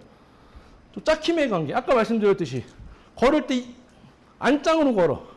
그럼 보통 어떻게 돼요? 인터널 로테이트 됐으니까 얘를 막 풀죠. 저희는 반대. 원래는 이게 정상인데 얘가 약해지니까 이렇게 간 거야. 그럼 어떻게 돼? 오히려 얘를 운동시키는 거죠. 외회전을. 아니면 골반이 인터널 로테이션 돼버렸어. 그럼 골반이 인터널 로테이션 되면 어떻게 돼서 좌골은 벌어지겠죠. 그럼 좌골을 모아야지. 좌골을 모을 수 있는 건 골반 저근, 폐쇄근, 대뇌전근. 걔네를 통해서 골반 자체를 정렬을 잡아놔야죠. 골반이 인터널 로테이션 되면은 고관절 플렉션이 안 나와요. 이렇게 나와요. 제한돼서 나와요. 그래서 보행이 망가지신 분들은 단순히 고관절 근육의 강화의 문제가 아니라 정렬의 회복이 더 중요하다. 그래서 그 패턴에 대한 게 원인이 나온 거고요. 또 안정성과 그러니까 흔히 안정성과 고정성을 좀 헷갈리는 경우가 많아요. 차이는 뭐냐면 안정성은 뭐예요? 안정성은 동적 안정성과 정적 안정성이 있거든요. 안정성을 보통 긴장으로 많이 표현해요. 그 긴장으로 표현한 게 고정성 또는 정적 안정성이에요. 데드리프트 200kg 할 때 꽉 긴장직 올리는 이런 패턴이 정적 안정성이라고 그러면 선생님 자전거 탈 줄 아시죠? 자전거 탈 때 코어에 힘주고 타세요? 외발다기 그 외줄 탈 때 힘주고 타세요? 힘 빼고 걷죠? 그것도 안정성이죠. 동적 안정성. 한발서기 할 때 발목을 안 움직이고 힘주고 있는 것보다 발목을 움직이면서 밸런스 유지하고 또 보수에 서 있을 때 발을 막 움직여야 상체가 안 흔들리는데 발을 딱 잡아놓으면 어떻게 돼요? 상체가 막 이렇게 주유소 인형이 되죠. 막 이렇게 놀죠. 그게 뭐예요? 가동성이 없는 안정성은 고정성이 돼버려요. 예를 들어 스쿼트를 들었는데 스쿼트를 들고 호흡 조절할 수 있고 조절할 수 있어. 앉았다 갔다가 잘 돼. 그럼 안정성이 좋은 거예요. 100kg 했을 땐 이래. 근데 150kg 했더니 힘주고 조절이 안 돼. 이건 뭐예요? 안정성이 좋은 게 아니라 고정성이 된 거예요. 가동성이 제한돼 버린 거니까. 그래서 내가 웨이트 트레이닝 할 때 내가 허용할 수 있는 무게는 안정성이 있어야 되잖아요. 안정성이 없는 웨이트 트레이닝은 오히려 몸을 상하게 만들 수 있다. 그래서 원RM을 올리려다가 오히려 몸을 상하는 경우보다 오히려 안정성을 약화시켰기 때문에 그럴 수 있다. 호흡과 회복을 아까 말씀드렸듯이 우리는 호흡을 어떻게 했죠? 흡기에 이완을 하고 호기에 수축에 집중한다. 횡격막 호흡도 좀 중요한 기능이긴 한데 선생님들 횡격막이 어떻게 움직인다고 알고 계세요? 1번, 2번, 1번, 2번. 선생님 생각하는 거. 횡격막 호흡. 2번. 선생님은 2번. 2번. 맞죠? 2번이 돼야만 립이 옆으로 올라가면서 벌어져요. 근데 복식 호흡을 주장하시는 분들은 립을 움직이지 말라 그래요. 그 립을 안 움직이면 뭐가 나와요? 복부가 앞으로 팍 나왔다. 이게 복식 호흡. 복식 호흡을 횡격막 호흡으로 둔갑하는 경우가 굉장히 많아요. 그래서 횡격막은 움직임 자체가 옆으로 벌어지면서 늦고, 그러니까 왜? 호흡은 무슨 호흡이에요? 호흡은 기본적으로 생리학에서 폐호흡. 그렇죠? 그럼 폐에 산소가 차려면 립이 커져야 돼, 안 커져야 돼요? 당연히 커져야죠. 오히려 립을 막고 호흡을 하면 호흡이 잘 안 돼요. 근데 우리는 특히 횡격막 호흡이라 그러면 얘가 내려간다고 생각해요. 얘가 내려가면 어떻게 되냐면 위하고 간을요, 호흡할 때마다 쳐요. 또 이만큼 쳐요. 이만큼 치는 게 아니라, 그러니까 얘가 올라가면은 약간 쓰다듬어 정도로 치거든요. 이렇게. 근데 얘가 가만히 있으면 어떻게 돼요? 야, 내려가. 이거를 호흡할 때마다 위하고 간을 내려요. 근데 위하고 간을 우리 배울 때 뭐라고 배워요? 고정장기로 배우죠. 그렇죠? 장하고 소장은 유동장기, 움직일 수 있는 장기. 근데 위하고 간은 고정장기인데 위하고 간을 때린다고? 그건 문제가 좀 있다는 거죠. 근데 이렇게 올라가 버리면 어떻게 돼요? 위하고 간을 쓰다듬긴 해요.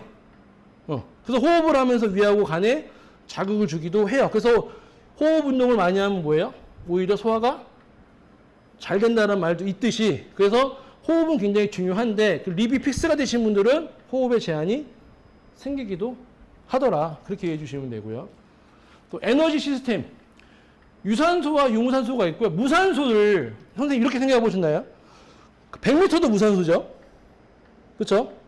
근데 바디빌더도 무산소죠. 같은 무산소인데 다르죠. 뭐가 달라요? 민첩성이고 빠르고 바디빌더는 긴장되고 둔하고. 왜 그럴까요? 100m의 무산소는 빨리 쓰기 위한 무산소예요. 움직임을 빨리 쓰기 위한 무산소. 예를 들어 내가 야구공을 던진다. 가볍게 캐치볼 하면 어떻게 돼요? 근데 세게 던지려면 어떻게 돼요? 그죠? 무산소 쓰면서 빨리 던지죠. 근데 이 바디빌더들의 이를 원RM을 가장 강하게 쓰려는 패턴은 어떻게 돼요? 빨리 쓰는 게 아니라 어거지로 패턴을 망가뜨려서 그 무게를 들려고 하는 움직임의 패턴은 망가뜨리면서 쓰는 패턴이라고 저희는 봐요. 그래서 100% 무산소는 오히려 몸을 망가뜨릴 수 있다라고 봐요. 그럼 운동 어떻게 해야 되냐? 웨이트 하면 안 되냐? 그게 아니라 우리가 웨이트 트레이닝 할 때 어떻게 하죠? 마시고 100골을 좀 하죠. 적당히 어떻게 하죠? 마셨다가 이 정도까지는 괜찮아. 근데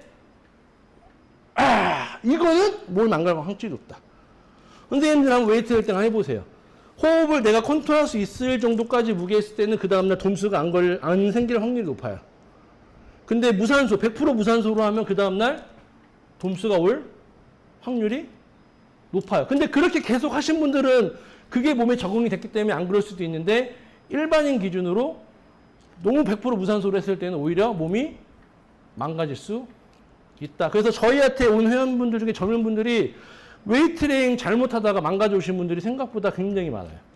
그게 이제 좋은 트레이너를 못 만나서 그런 걸 수도 있지만 혼자 유튜브 보고 무산소로 너무 과격하게 하다 보니까 오히려 움직임 패턴에 의한 손상이 나올 수도 있다. 그렇게 봐주시면 되고요. 또 가동성의 원리 같은 경우 ROM은 저희가 관절의 움직임이지만 뭐예요? 아까 근가동성이라고 하는 거는 기랑근의 이완과 주동근의 수축에 의한 움직임을 만든다. 그 내용이고요. 스트레칭의 원칙, 스트레칭의 이제 법칙인데 보통 스트레칭 어떻게 하죠? 당길 때까지 가죠. 그렇죠? 그럼 당기기 전은 안 늘어나는 건가요? 늘어난 거죠.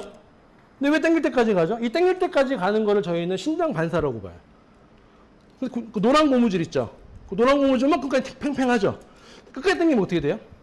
팽팽해지죠? 거기서 더 당기면 어떻게 돼요? 끊어지죠. 그 단계가 당긴다라고 하는 그 단계라고 봐요. 그래서 스트레칭의 그 강도 자체를 늘린 상태에서 내가 호흡을 편안하게 할 수 있으면 오케이. 근데 더 늘렸더니 이렇게 목소리가 변할 정도 긴장을 해. 긴장이잖아요. 이완성 긴장으로 불려요. 그러니까 늘어는 났는데 여기서는 뭐 안에서는 뭐예요? 야, 더 늘어나면 내가 다칠 것 같아. 늘어나지 마. 라고 잡고 있는 단계. 그래서 오히려 보다 긴장된 거에서 좀 한 템포 빼고 다시 모았다가 다시 늘리고 다시 모았다가 다시 늘리고. 그러니까 보다 정적 스트레칭이 아니라 동적 스트레칭. 근데 그 동적 스트레칭의 기준이 관절만 왔다 갔다 하는 게 아니라 근육의 기준으로 근육을 모았다가 근육을 늘렸다 했을 때가 훨씬 더 스트레칭의 효과가 좋다. 왜? 스트레칭 효과가 뭐예요? 늘리려고. 근데 이건 긴장된 거잖아요. 긴장된 거와 늘리다는 같은 말이 아닌 거죠. 그래서 긴장될 때까지 스트레칭 하는 게 아니라 긴장이 안 할 때까지 늘려라. 그리고 다시 모으고 다시 늘려라. 그게 저희가 스트레칭을 하는 기준입니다. 또 재활의 단계는 약화, 회복, 강화 3단계라고 봐요. 보통은 어떻게 하죠? 약하시네요. 강화시켜야겠네요. 그게 아니라 회복. 무슨 회복? 기능 회복. 당신이 그러니까 힘은 아까도 말씀드렸지만 배가 나와도 힘줄 수 있고요. 들어가도 힘줄 수 있어요. 힘주는 거는 근육이 늘어나도 힘줄 수 있고 수축이 돼도 힘줄 수 있어요. 그러니까 힘을 기준으로 회복이 아니라 뭐예요? 움직임. 내가 엘보 플렉션을 했는데 이두가 움직이고 이두가 늘어나는 기준이 얘가 회복이 된 거지. 올라갈 때도 긴장하고 내려갈 때 힘주는 거는 동원 순서가 오히려 깨진 거다. 저항이 없는데 왜 굳이 힘을 써야 되죠? 그렇죠? 걸을 때 왜 굳이 힘을 쓰면서 걸어야 돼요? 그건 잘못된 거죠. 힘을 빼고 걸어야 될 때 힘을 빼야지. 그게 조절이잖아요.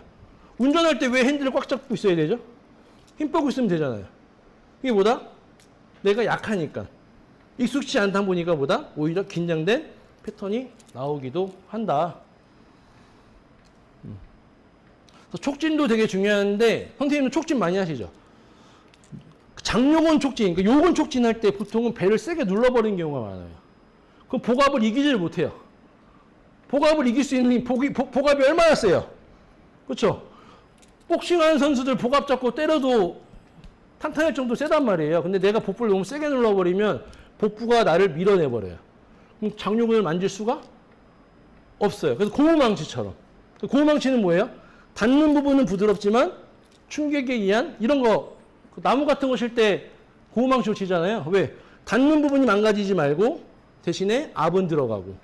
그래서 손가락에 힘을 빼고 들어가야지 손가락에 힘을 주고 들어가면 장요근을 만질 수가 없어요. 그래서 못 만진다라는 사람이 옛날에 많았고 요즘은 많이 촉진하기 때문에 그런 말은 없어지긴 했는데 손가락 힘을 빼야지 촉진이 잘 된다. 운동 수행은 풀가동성. 풀가동성은 뭐다? 주동근의 수축과 기랑근의 이완. 그러니까 대흉근, 그러니까 웨이트랭에서도 대흉근 넓힐 때 어떻게 하죠? 이렇게 가죠. 넓히기 가죠. 이게 대흉근의 기능일까요? 선생님 한번 해보세요. 팔 뻗어보세요. 대흉근 만져보세요. 너무 벌렸으니까 좀 앞으로. 그렇죠? 지금 대흉근 들어 안 들어요? 좀 모아보세요. 그렇죠? 이게 뭐야? 수평, 이게 뉴트럴이고 여기가 내전이고 이게 외전인데 우리는 어떻게 돼요? 옆으로 벌리죠. 이건 뭐예요? 이완성 긴장. 그래서 웨이트랭이 자세히 보시면 이완성 긴장으로 근비대를 만드는 경우가 생각보다 많아요. 편법이죠. F립을 만들려고 전방경사를 만들고, 그렇죠. 등을 넓게 만들려고 견갑골을 상방위를 만들고, 대흉근을 넓게 만들려고 수축이 아니라 이완 상태에서 넓힌 경우가 생각보다 많아요. 그렇기 때문에 바디빌딩 하시는 분들이 기능이 약할 수밖에 없다라고 저는 생각을 해요. 저도 웨이트 유도하면서 웨이트도 많이 하고 웨이트도 남들 못지않게 많이 했거든요. 근데 기능이 약한 거는 그런 풀 가동성에 대한 개념을 안 썼기 때문에. 그래서 원래 바디빌딩이 풀 가동성이죠. 맞죠? 근데 그걸 안 쓰니까 문제가 생기는 거예요. 그래서 오히려 옛날 육체미 시절 분들이 운동은 더 잘했어. 근데 몸은 누가 더 좋아요? 현재가 더 좋죠. 그러니까 현재 운동 방식을 따라가. 근데 현재 운동 방식은 기능이 아니라, 그러니까 차로 따지면 전진이 중요한 게 아니라 후진의 중요성을 많이 보는 경우가 많아요. 그러니까 늘어난 상태. 수축이 아니라 늘어난 상태에서의 긴장을 주는 경우가 많더라. 그래서 저희는 재활 관점으로 이 이론을 풀이하는 거기 때문에 기능을 기준으로 주동근의 수축과 기랑근의 이완을 포커스로 잡아야 된다라고 보는 거고요. 또 수축의 구분. 이 아까 제가 설명드렸듯이 이걸 한번 볼게요. 이게 이제 저도 이거에 대해서 오랫동안 논란도 많고 주변 막 선배들한테 얘기하면은 막 이상한 소리 많이 들었어요. 네가 이론을 바꾸려고 그러냐, 네가 뭔데 이렇게 생각하냐 막 들었는데 전 아닌 건 아닌 것 같으니까. 그렇죠? 선생님 한 번만 잠깐 나와 보시겠어요? 한 번만. 네. 덤벨커 해보셨죠? 보세요. 잡아보세요. 그러니까 내가 하면은 이렇게 조작으로 볼 수 있으니까 보시면 팔 잠깐 걷을게요. 걷으시면 호흡을 하면서 후 하면서 후 해보세요. 후 모아보세요. 후 유지. 마시면서 내려보세요. 이때 삼두근에 힘 들어가요? 안 들어가요. 다시 후 수축 풀고 마시면서 이완. 이건 뭐예요? 신장소 수축으로 내린 게 아니라 주동근의 수축과 뭐예요? 회복을 한 거죠. 그렇죠? 이번에는 호흡할 때 후 하시고요. 내릴 때 호흡을 참고 내리세요. 어떻게 돼요? 다시 후 호흡 참고 내리세요. 삼두 힘 들어가요? 안 들어가요? 들어가죠. 이게 뭐예요? 주동근, 신장소 구심성 수축과 신장 수축. 다시 한번 호흡 참고 올리고 참으면서 내리고. 이게 신장 수축과 구심 수축이 돼요. 맞나요? 네. 호흡에 따라 다르죠? 네. 선생님 한번 나와보세요. 트레이너 분이니까. 뭐 3kg로 그렇게 하실 일은 없잖아요. 사실. 그렇죠? 근데 한번 해보는 거예요. 올라갈 때 힘 빼고 다시 후 올려보세요. 후. 그렇죠? 다시 마시면서 내리고. 이때 삼두 힘 안 들어가죠? 그렇죠. 후. 마시고.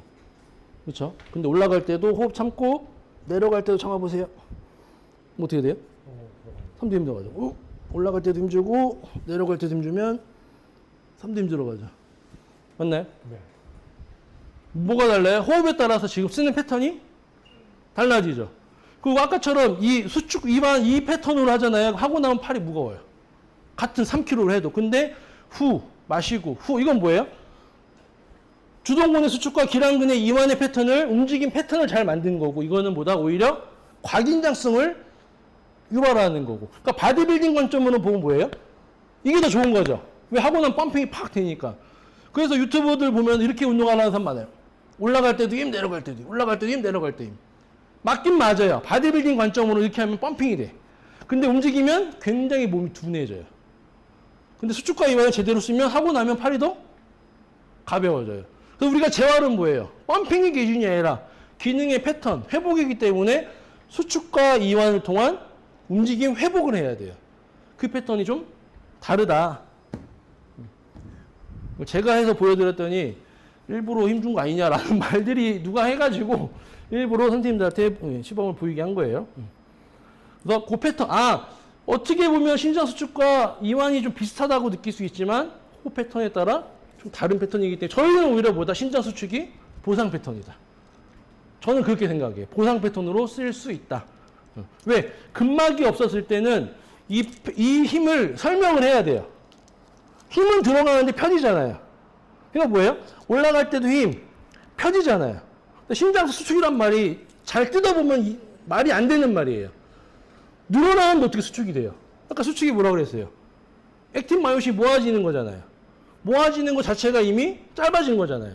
근데 어떻게 늘어나요? 뭐가 관절이 펴지면서 긴장하는 상태를 말하는 거예요. 그래서 그 수축 자체를 긴장으로 바꾸시면 좀 더 이해가 잘 돼요. 긴장한 상태에서 구심성을 모으는 거고, 긴장한 상태에서 팔이 펴지는 거고. 그러니까 구심성과 신장성이 이미 짧고 늘어난 걸 표현한 거잖아요. 그렇죠? 그럼 뭐예요? 수축은 긴장으로 써야 어휘가 맞는 거예요. 짧아졌는데 왜 또 수축을 쓰고 길어지면서 왜 또 수축을 쓰죠? 그건 좀 안 맞다. 저희가 생각하는 관점은. 그래서 이 신장 수축, 구심성 수축에 대한 수축의 기준을 긴장으로 바꿔보자. 그러면 긴장을 유지하면서 수축, 긴장을 유지하면서 뉴트럴 이완이 된다. 기랑근에서 이완이 된다. 그렇게 이해해 주시면 조금은 차이가 있을 거다. 그래서 뭐다? 유산소와 무산소의 차이로 인식하실 필요가 있다. 보통 웨이트링 할 때는 무산소를 많이 쓰다 보니까 인식을 못할 수 있는데 약한 무게로 무산소를 해보면 그 패턴이 나오더라. 그 내가 무게를 선택을 했는데 하다 보면 어떻게 돼요? 15kg를 한다. 15kg가 약한 무게는 아니잖아요. 그래서 올라갈 때 해야 되는데 올라갈 때도 힘, 내려갈 때도 힘. 어떻게 돼요? 올라갈 때도 힘, 내려갈 때도 힘. 그 뭐가 나와요? 전방 활주가 나와버리죠. 이게 뭐예요? 하부에서 안 늘어나니까 뭐다? 상부에서 당겨버리는 거예요. 이게 구획화의 관점인 거예요. 그래서 요즘 전방 활주에 대한 막 많잖아요. 뭐 어디를 능형근을 당기고 뭐 해라라고 말하지만 실제로는 뭐예요? 움직임 패턴에 의해서 몸이 망가질 수 있다. 그래서 헬스장 가면 맞는 체형 이거예요, 이거. 맞나요? 헬스장 가면은 혼자 웨이트 하시는 분 이런 체형 많죠. 이게 뭐예요? 그냥 무거운 거만 하는 거예요. 무거운 거 무거운 거 들고 내리고 하다 보니까 내릴 때 이렇게 되고 이렇게 되는 거예요. 그래서 그 패턴에 따라서 우리는 정확하게 운동할 필요가 있다. 그렇게 이해해 주시면 되고요. 서두가 좀 길었는데 앞에 설명을 좀 했으니까 빠르게 넘어가 볼게요. 도수는 매니플레이션이라 그래요. 손. 도수 치료라 그러죠. 도수 치료는 뭐예요? 손으로 치료하는 걸 도수 치료라 그래요. 그래서 저희는 모션, 무브먼트, 움직임, 손으로 움직임을 만든다 해서 도수 운동이라고 쓰고 있어요. 저희 목적은 골격근의 약화 또는 골격근 약화된 것을 회복하는 관점이고요. 과긴장을 조절하고 촉진. 그러니까 촉진은 곧 체감각을 깨우는 거예요. 예를 들어서 근육을 모르시는 분들은 요근이라는 걸 모를 수 있죠. 그럼 내가 요근을 만지면서 뭐예요? 이 사람은 요근에 대한 인지가 생긴 거죠. 근데 아프다. 안 아프다. 그게 뭐예요? 감각이죠. 그 감각이 체감각, 몸에 있는 감각을 깨우는 거예요. 그러니까 만지는 것만으로도 뭐다? 인지가 되죠. 인지가 되니까 효과가 있을 수는 있어요. 그래서 마사지 효과가 없진 않아. 근데 뭐가 없다? 걔를 움직이지 않았다. 그러니까 뭐야? 감각을 깨우는 효과만 있을 뿐 움직임이 없기 때문에 다시 돌아갈 확률이 높죠. 근데 만지긴 했는데 고관절 굴곡근이니까 고관절 들어 올렸어. 근데 요근이 안 쓰고 예를 들어 전방경사가 있으면 다리를 들어도 요근이 써야 안 써요? 안 쓰겠죠. 하부부 섬유만 쓰겠죠. 요추 섬유는 그대로 있겠죠. 그럼 뭐예요? 요근의 기능은 안 쓰게 된 거죠. 그럼 당연히 요근은 다시 원위치로 돌아갈 수 있다. 그렇게 풀이하고 있는 거고요. 또 그래서 원리는 동원 순서, 작은 운동 단위에서 큰 운동 단위로 가야 돼요. 그러니까 우리가 중심을 잡는 것 자체가 작은 운동 단위잖아요. 그렇죠? 항중력근이고 이런 근섬유고 그 섬유들이 먼저 동원을 해야 되는데 굳이 빈몸으로 움직여 보세요 했는데 이렇게 쓴다는 것 자체가 보다 이미 너무 큰 운동 단위에 과한 긴장으로 힘을 쓰고 있다. 우리가 악셀을 밟을 때 굳이 세게 밟을 필요가 있나요? 조절하잖아요. 그렇죠? 물론 시합에서야 빨리 조절해서 1, 2, 3단 빨빨빨 가서 가겠지만 일반적으로 운전할 때 부드럽게 가잖아요. 그렇죠? 부드럽게 움직이는 게 정상인데 과하게 힘을 써. 그 자체가 동원 순서가 깨졌다라고 표현해요. 그러니까 작은 운동을 써야 되는데 중간 또는 큰 운동 단위를 먼저 썼어. 그거는 이제 잘못된 패턴이다. 근데 이걸 잘못 생각하면 어떻게 생각하시냐면 큰 근육을 쓰면 알아서 썼다라고 생각을 해요. 큰 근육을 썼잖아요. 예를 들어 데드리프트를 무겁게 했어. 그러면 작은 운동 단위부터 다 썼다라고 생각을 해요. 그건 잘못된 거죠. 그렇게 따지면 데드리프트 200kg 하는 사람은 밸런스가 굉장히 좋아야 돼요. 굉장히 좋아야 돼요. 근데 안 그래요. 제가 왜 안 그러냐 확신하냐면 제가 유도를 했다 그랬잖아요. 유도를 하면 중심을 뺏는 운동이죠. 그래서 웨이트를 너무 과하게 하고 심하게 하는 사람이 오히려 밸런스가 약해요. 왜? 모든 걸 버틸라 그래요. 근데 유도 잘하는 사람은 중심을 버티는 게 아니라 따라가요. 내가 땡기잖아요. 그러면 따라오면서 중심을 잡아요. 그러니까 움직이는 거예요. 움직이는 선수가 넘기기가 제일 힘들어요. 근데 버티고 있잖아요. 무게중심을 뺏으면 돼요. 이렇게 일로 뻗기면 바로 넘어가요. 그래서 버티는 거는 밸런스가 좋은 게 절대 아니에요. 그래서 그런 거는 좀 있을 수 있다. 그래서 호흡은 아까 말씀드렸지. 호기에는 수축하고 호흡기에는 이완을 한다. 이것도 우리가 호흡을 할 때 또 그렇게 말하죠. 호흡을 할 때, 흡기할 때. 사각근이 호흡근이라고 그러잖아요. 그렇죠? 왜 호흡근이죠? 호흡 한번 마셔보세요. 심호흡 한번 해보세요. 심호흡할 때 어떻게 돼요? 이완을 하고 계세요? 수축을 하고 계세요? 다시 마셔보세요. 심호흡. 이완을 하는 것 같아요? 수축을 하는 것 같아요? 개인적 의견. 네? 수축하는 것 같으세요? 선생님은? 수축? 둘 다? 선생님은? 수축? 그래요? 저는 반대. 안정시 호흡에서 이완을 한다 생각해요. 가슴을 여세요 그러잖아요. 앞을 열어요. 근데 거기서 선생님처럼 한 단계 더 올라가면 수축이 돼요. 그렇죠? 끝 지점 갔을 때. 그럼 억지로 당기는 거죠. 그때 수축이 돼요. 근데 강제 호흡을 한번 해볼까요? 해보세요. 이때 어떻게 돼요? 수축이 확실하죠. 그렇죠? 그래서 호흡근의 기준을 우리는 강제 호흡으로 얘기해버려요. 사각근이 땡기고 소흉근이 땡기고 정거근이 땡겨서 우리는 호흡한다고 생각하지만 안정시 호흡할 때는 수축이 아니라 릴렉스를 한다. 이완을 한다. 그래서 우리가 흥분되면 어떻게 돼요? 야, 호흡 천천히 릴렉스 해봐. 호흡, 심호흡 3번 해봐. 그걸 뭐예요? 긴장을 오히려 풀라고 호흡을 하지.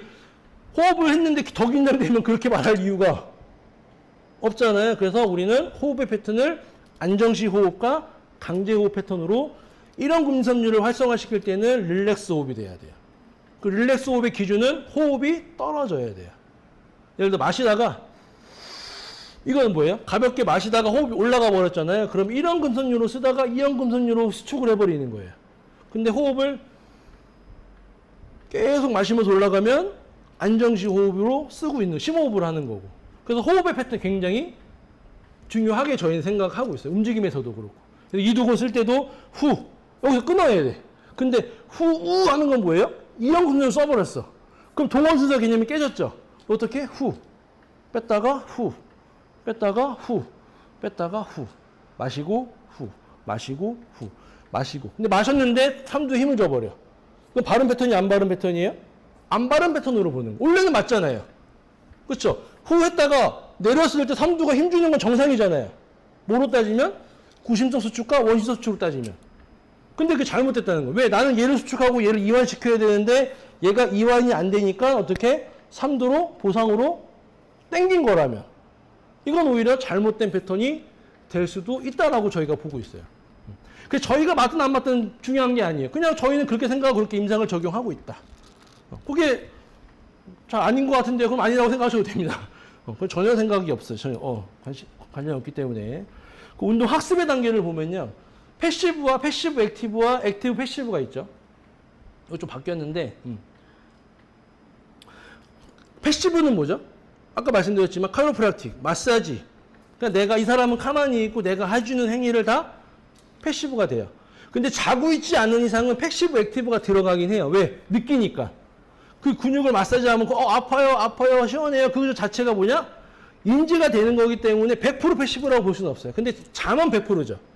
주무신 상태에서 마사지 받으면 100% 패시브지만 마사지 받으면서 느끼고 있는 것 자체가 액티브가 된다. 하지만 액티브가 먼저 나오려고 하면 뭐예요? 이 사람이 그걸 주도해야 돼요. 움직여야 돼. 움직이지 않으면 액티브가 먼저 나올 수가 없다. 그래서 처음에는 저희가 레벨 1단계는 펑셔널 마사지라 그래서 근육의 섬유 방향대로 움직여드리는 걸 레벨 1으로 봐요. 왜? 처음에 레벨 1이 없었어요. 왜? 나는 다 할 줄 아니까.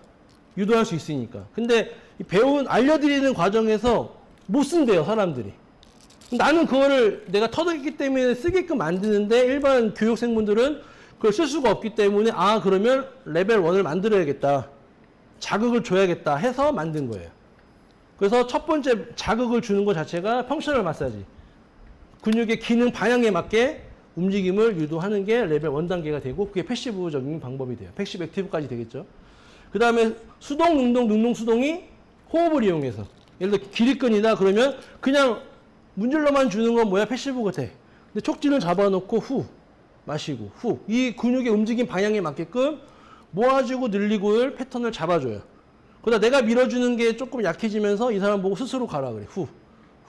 그게 뭐다? 액티브 패시브가 돼요.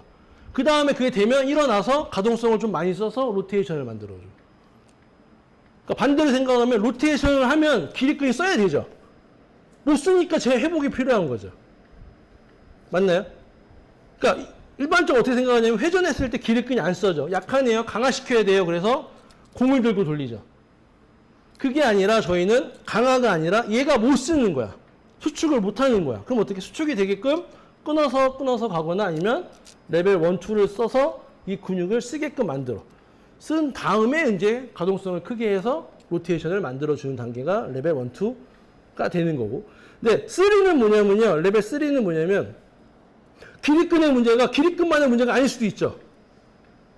그렇죠. 엉덩이가 약해도 기립근이 과긴장될 수도 있고 광배근이 못 써도 기립근이 과긴장될 수가 있거든요. 여기서만 왔다 갔다 있어. 시팅 로우 할 때 이렇게 가. 팔이 벌어져. 광배 기능을 못 썼어. 그럼 당연히 기립근은 과긴장될 수 있겠죠. 그렇죠. 그런 걸 보는 게 3차원적인 관점으로 보는 거예요. 그게 기립근의 문제일 수도 있고 좌우 밸런스일 수도 있고. 사무실 계시는데 듀얼 모니터 많이 쓰신대요. 그래서 모니터를 저희는 이렇게만 생각하고 있지만 이렇게 많이 써. 그럼 어떻게 돼요? 한쪽은 짧아지고 한쪽은 계속 늘어나 있죠. 이 상태에서 돌아가려고 그러면 트렁크가 못 도니까 골반을 돌려서 몸을 돌려버렸어. 그럼 어떻게 돼? 골반도 로테이션이 일어나고 트렁크도 로테이션이 일어나겠죠. 그러면서 허리에 과긴장성에 의해 통증이 있다면 기립근만 백날 풀어서는 일시적으로는 좋아질 수 있지만 이 사람이 100% 회복된 거는 아니라고 볼 수 있는 게 저희가 보는 3차원적인 관점이에요. 관절의 기능 회복과 근육의 불균형을 조정하는 게 저희가 가장 핵심된 목적으로 봐주시면 됩니다. 1차 접근은 호흡과 촉진과 호흡이 가장 중요하죠. 촉진. 제대로 만져야 돼. 근데 기립근이 종류가 많은 거 아시죠? 그렇죠? 그러니까 제가 교육하다 보면 기립근이 하나인 줄 아시는 분이 많아요. 기립근은 뭐가 있죠? 다혈근은 뭐 있는 책도 있고 없는 책도 있어요. 가장 핵심적인 세 개는 장늑근, 그렇죠? 장늑근, 최장근, 극근.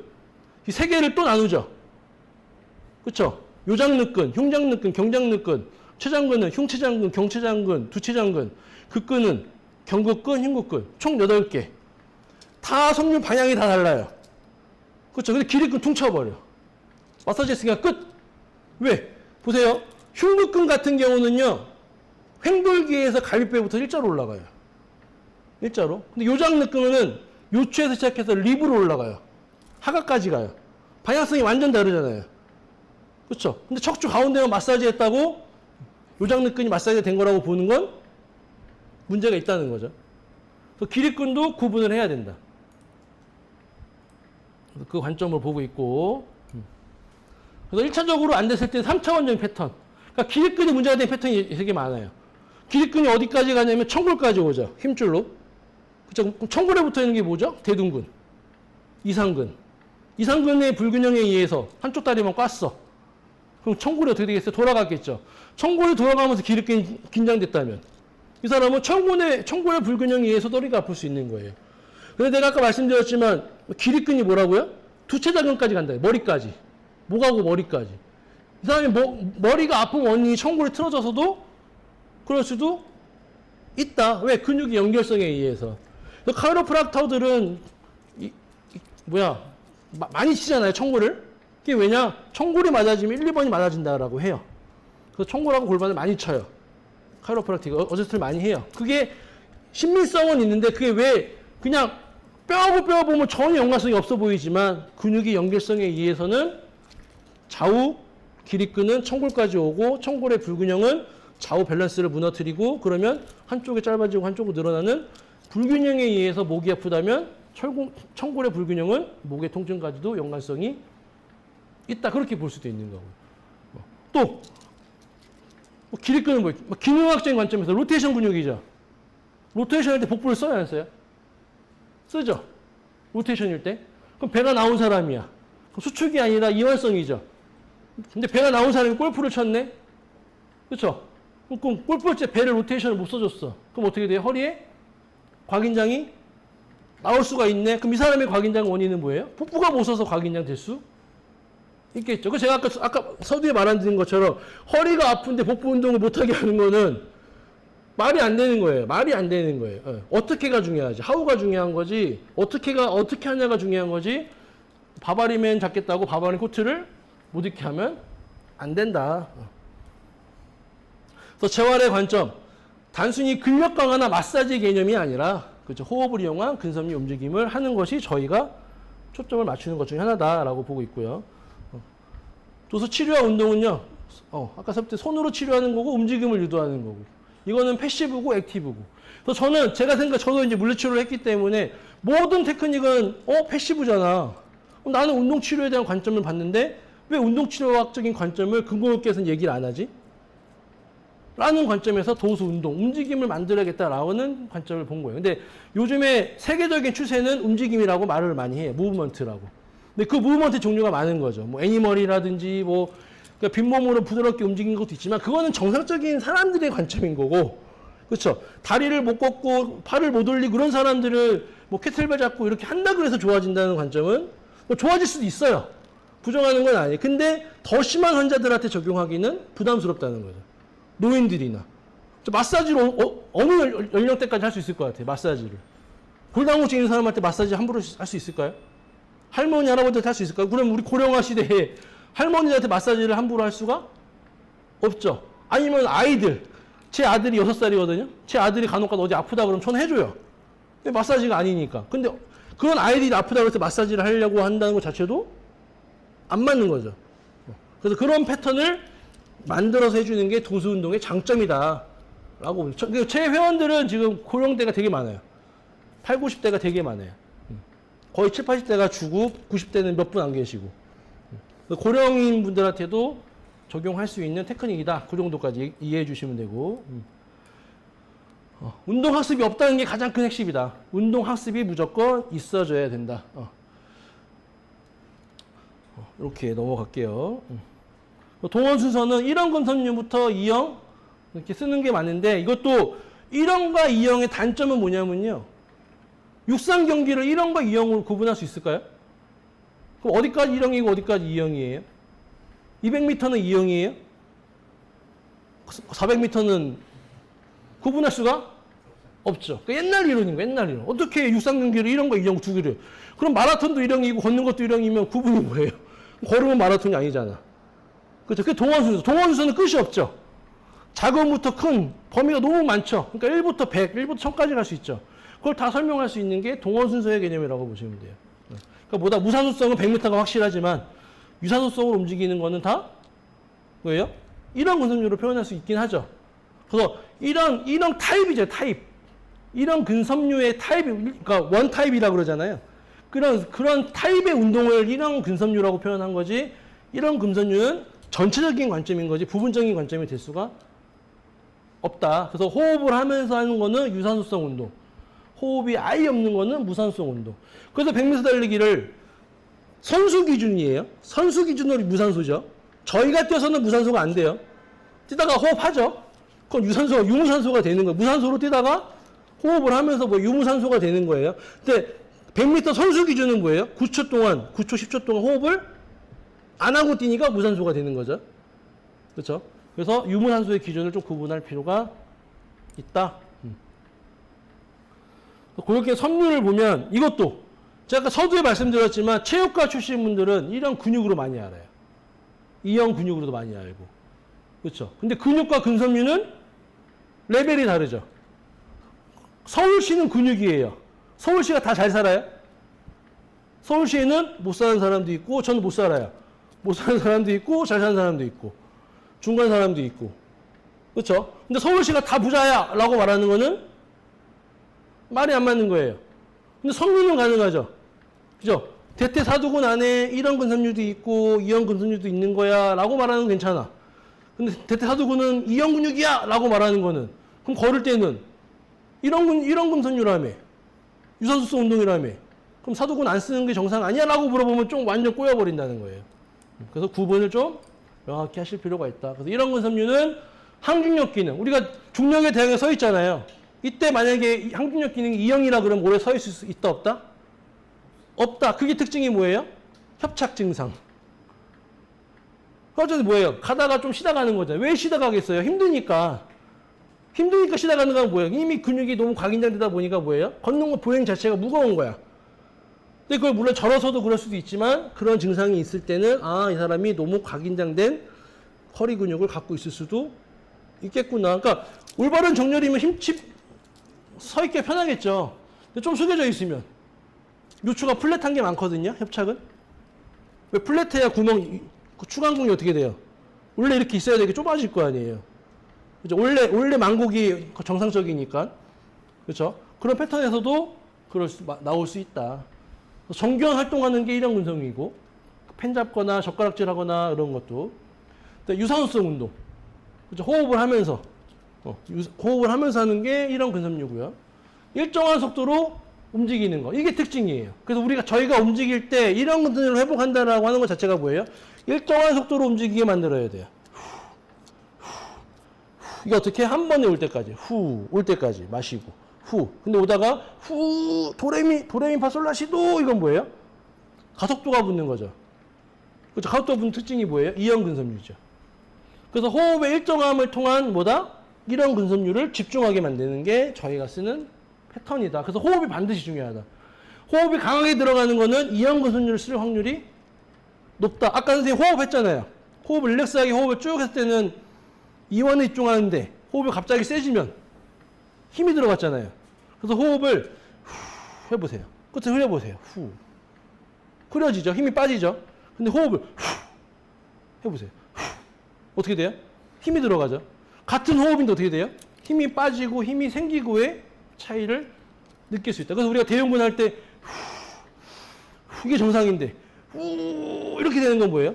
처음은 1형근을 썼으나 가면서 2형근용을 쓴다는 것 자체는 동원 순서가 깨졌다 표현하는 거. 왜? 1형근은 끝까지 써야지. 마시고 가동성이 일정하게 나와야 되니까. 그 패턴을 가지고 우리는 근육을 회복하고 있다. 그렇게 이해해 주시면 되고요. 그렇게 다 아는 내용이니까 일단 넘어갈게요. 그래서 아까 말씀드렸듯이 요거는 근육, 죄송합니다. 요게 근육이에요. 근육. 이게 근육이죠. 머슬이죠. 이런 근육은 요런 거예요. 그냥 2두근, 3두근. 이게 근육인 거예요. 근데 이건 뭐예요? 머슬 파이버는 요거예요. 다발. 머슬 파이버. 요 파이버. 얘네들은 1형일 수도 있고, 얘네들 2형일 수 있는 거지. 얘가 1형, 2형으로 구분되는 게 아니다. 그래서 머슬과 머슬 파이버는 명확하게 구분하셔야 돼요. 1형 근육 이런 거 다 잘못된. 그래서 저도 체육과에서 뭐 운동 생리학 배우고 뭐 운동 뭐 배워도 물치료 갔을 때 내가 잘못 봤나 그러고 체육 쪽에 나온 이 내용을 다 봤더니 체육 쪽에 거의 다는 아니에요. 이런 근소로 돼 있는데 많거든요. 근데 거의 다 이런 근육으로 번역된 책들이 굉장히 많아요. 1형 근육, 2형 근육. 그래서 배운 사람은 죄가 없어요. 번역을 잘못한 거야. 그래서 제가 물리치료를 배울 때 어느 교수님이 했던 말이 기억이 나요. 한 명의 바보는 수만 명의 바보를 만들 수 있다. 그 정확하게 번역을 해줘야 돼요.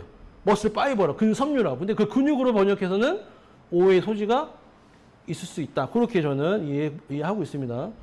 이것도 한번 볼게요. 로컬 근육, 그 근육이죠. 글로벌 근육 이렇게 말하잖아요. 그렇죠? 나와요. 이 내용들이. 광배근, 소형근, 대흉근, 삼각근, 정거근, 승모근 요거는 다 뭐예요? 다 글로벌이래요. 복직근도 글로벌이래요. 다 글로벌이. 대둔근 글로벌이래요. 대둔근 글로벌이야? 그럼 걸을 때 안 쓰네? 안 써야 돼요. 걸을 때는. 걸을 때는 1형 분선유니까. 그렇죠? 큰 힘만 쓴 다음에. 그러니까 근육으로 표현하면 안 되고 보다 시스템. 로컬 근육 시스템으로 표현해서 어떻게 다? 아까 말씀드린 것처럼 대퇴사두근에 로컬 기능하는 애도 있고 글로벌 기능하는 애도 있는 거지. 대퇴사두근은 글로벌이야 라고만 말하는 건 잘못돼. 그러면 육상경기 어떻게 설명할 거예요? 마라톤은 100m는 둘이 완전 다른데 어떻게 설명할 거예요? 그럼 애기는 할머니는 사두근 안 쓰나? 안 쓰면 뭐 그럴 수 있지. 못 쓰면. 근데 그렇게 구분해서는 역학적으로 설명할 수가 없다. 그래서 요 뜻이 잘못됐다는 게 아니라 해석, 근육이 아니라 근섬유의 패턴으로 생각을 하셔야 된다. 그렇게 이해해 주시면 됩니다. 그래서 아까 말씀드린 호흡의 패턴, 유산소성과 유무산소성. 그래서 저희는 유산소성으로 주도하되 근력 강화가 필요할 때는 유무산소까지는 쓰게 한다. 하지만 굳이 무산소성까지는 쓰지 않게 한다. 왜? 재활의 관점이기 때문에. 물론 빨리 쓰게 하고, 예를 들어 고관절 움직임 할 때 후 풀고 마시고 풀고 후 풀고 마시고 풀고 후 마시고 여기까지 썼어. 그러면 후 마시고 후 마시고 후 마시고 후 썼어. 이거 둘 다 쓰면 후 후 후 후 후 후 후 후 후 이게 뭐야? 100m 달리기 패턴이잖아요. 이렇게까지는 쓸 수 있다. 아이고. 근데 이거를 호흡으로 후 후 후 후 후 후 이렇게 쓰기는 않는다. 그게 아까 뭐예요? 100m랑 바디빌딩의 호흡을 같은 무산소지만 쓰는 패턴의 차이죠. 관절을 빨리 쓰려고 무산소를 쓰는 거하고 강하게 쓰려고 무산소 쓰는 패턴하고는 조금은 다르다. 그렇게 이해해 주시면 될 것 같아요. 그래서 유산소성과 유무산소, 무산소의 패턴이 있다. 이게 운동단위거든요. 운동단위 보면은 요거 하나로 오해하시는 분들이 많아요. 운동단위가 신경 하나에 얘네가 다 같은 섬유야. 그러니까 아니에요. 하나의 신경 안에 이섬유가 있죠. 이섬유. 얘네들은 뭐예요?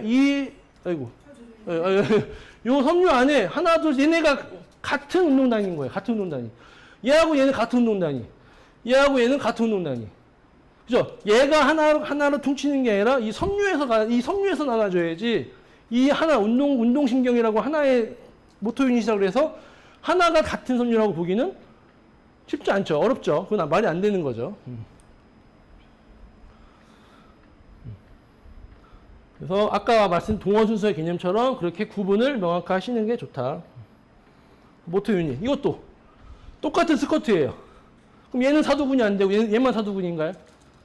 그건 아니라는 거죠. 똑같이 사두근인데 뭐다? 머슬 타입 1으로 쓰는 거고 2 무산소로 쓰는 거고 똑같이 사두근을 쓰는 거예요. 빈바도 사두근인 거고 바가 없어도 사두근인 거고 중력을 이기고 올라가니까 사두근인 거고 그렇죠? 그래서 뭐다? 유산소성이냐 무산소성이냐 차이로 구분할 수 있는 거지 로컬과 글로벌로는 구분하기가 쉽지 않다. 그렇게 보시면 되고요. 근육의 종류를 보면 골격근, 평활근, 심장근. 골격근은 뭐죠? 내 척수신경. 척수신경이고 얘네들은 평활근, 심장근은 뭐예요? 자율신경의 영향이죠. 긴장된다는 게 뭐예요? 자율신경. 그러니까 긴장과 수축은 구분을 하자. 제가 요거를 제 회원 중에 정신과 선생님 한 분 계시거든요. 그 선생님 설명하면서 그 얘기를 한번 드렸어요. 골격근은 척소신경이고 긴장이라고 하는 거는 자율신경이 아니냐 그랬더니 자율신경을 조절하는 과가 뭐예요? 정신의학과잖아요. 그래서 그러네요 라고 했던 말이 기억이 나거든요. 그러니까 뭐냐, 우리는 긴장과 수축을 너무 같은 개념으로 쓰고 있지만 서로 지배신경이 다르기 때문에 같은 개념으로 보기는 쉽지는 않다. 그러면 우리가 힘을 안 쓰고 수축하면 이거는 근육을 쓴 게 아닌가요? 아니라는 거죠. 그 뭐야? 동원수소 개념처럼 세게 쓸 때 똑같이 덤벨을 잡아도 3kg 쓸 때와 5kg 쓸 때와 15kg 쓸 때는 똑같은 그립을 잡고 뭐만 변하는 거다? 긴장. 그렇죠? 근데 예를 들어서 제가 3kg를 들다가 눈 감고 똑같이 3kg인 만큼 줄이려고 예를 들었는데 예를 들면 실패할 가능성이 높아요. 텀블러를 있는데 빈 건 줄 알았는데 들면 뭐야 없네? 이렇게 되는 게 뭐예요? 나는 장력을 있는 걸로 알고 힘을 조절했는데 막상 비어 있어. 그러면 뭐야 가볍네? 특히 캐틀벨 같은 게 약간 그런 경우가 많죠. 다 다르다 보니까 저희도 16kg짜리가 24kg보다 크거든요. 딱 24kg 들고 16kg 더 무거운 자고 들었는데 가벼워. 뭐야 이렇게 되는 경우가 많다. 그래서 보는 시각에 따라서 감각에 따라서 장력 조절을 하는 게 동원순서에 대한 개념인데 그 개념이 깨져버리면 과한 긴장을 쓰게 되니까 그거를 올바른 패턴으로 바꿔주자라고 하는 게 저희가 보는 거고요. 그래서 중요한 거는 골격근은 척수신경이기 때문에 긴장하고는 구분하자. 그 성질을 보면 흥분성. 그러니까 저는 마사지 효과를 뭐라고 생각하냐면요. 흥분성을 깨우는 효과. 흥분성은 뭐예요? 자동차의 시동을 켜는 효과. 선생님이 엔단에 있으면 내가 밀죠. 그건 뭐예요? 패시브인 거죠. 차가 움직인 게 아니라 나의 힘에 의해서 밀린 거잖아요. 흥분성이 깨운 게 아니죠. 그렇죠? 시동을 켜는 순간 뭐예요? 출발할 준비가 된 거죠. 기압만 바꾸면 나갈 수 있잖아요. 그걸 깨우는 게 뭐예요? 마사지 효과라고 보는 거예요. 마사지 효과. 근데 마사지의 효과가 없으면 내가 아무리 움직여도 흥분성이 안 깨우면 그 뭐예요? 코마 상태의 환자에게 조인트 모빌라이즈 하는 거랑 똑같은 거예요. 안 하면 구축이 되지만 해도 큰 효과를 보기는 쉽지는 않죠. 근데 안 하면 구축이 돼요. 신경계 환자분들. 코마 있으시고. 그래서 물리치료할 때 계속 관절 돌려주거든요.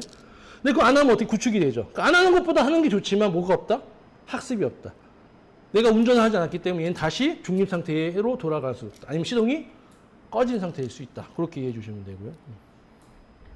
넘어갈게요. 이건 다 아시니까 주동기랑 패턴. 그러니까 저는 이 주동기랑 이 협력근의 패턴을 어떻게 생각하냐면 한의학에서요. 표리관계, 상생관계, 상극관계가 있어요. 표리는 겉과 속이라는 뜻이거든요. 그렇죠? 그럼 뭐예요? 같은 기능을 해주는. 상극은 반대작용, 상생은 협력근해.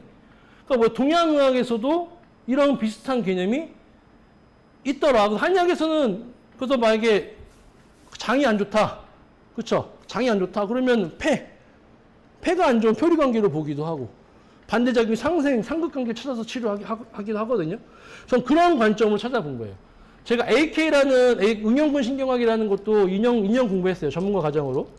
꽤 비싸게 주고 공부했는데 거기서 이런 내용도 나와요. 뭐 구조적인 거, 에너지적인 거, 화학적인 거, 이물적인 거 막 따지거든요. 너무 복잡해. 그렇죠? 그럼 저는 운동 관점으로만 풀 거야. 그래서 이런 한의학적인 관점과 근구학계적인 관점을 합산해서 합쳐가지고 개념을 만든 게 도수 운동 개념이 되고 3차원적인 관점을 본 게 이런 관점.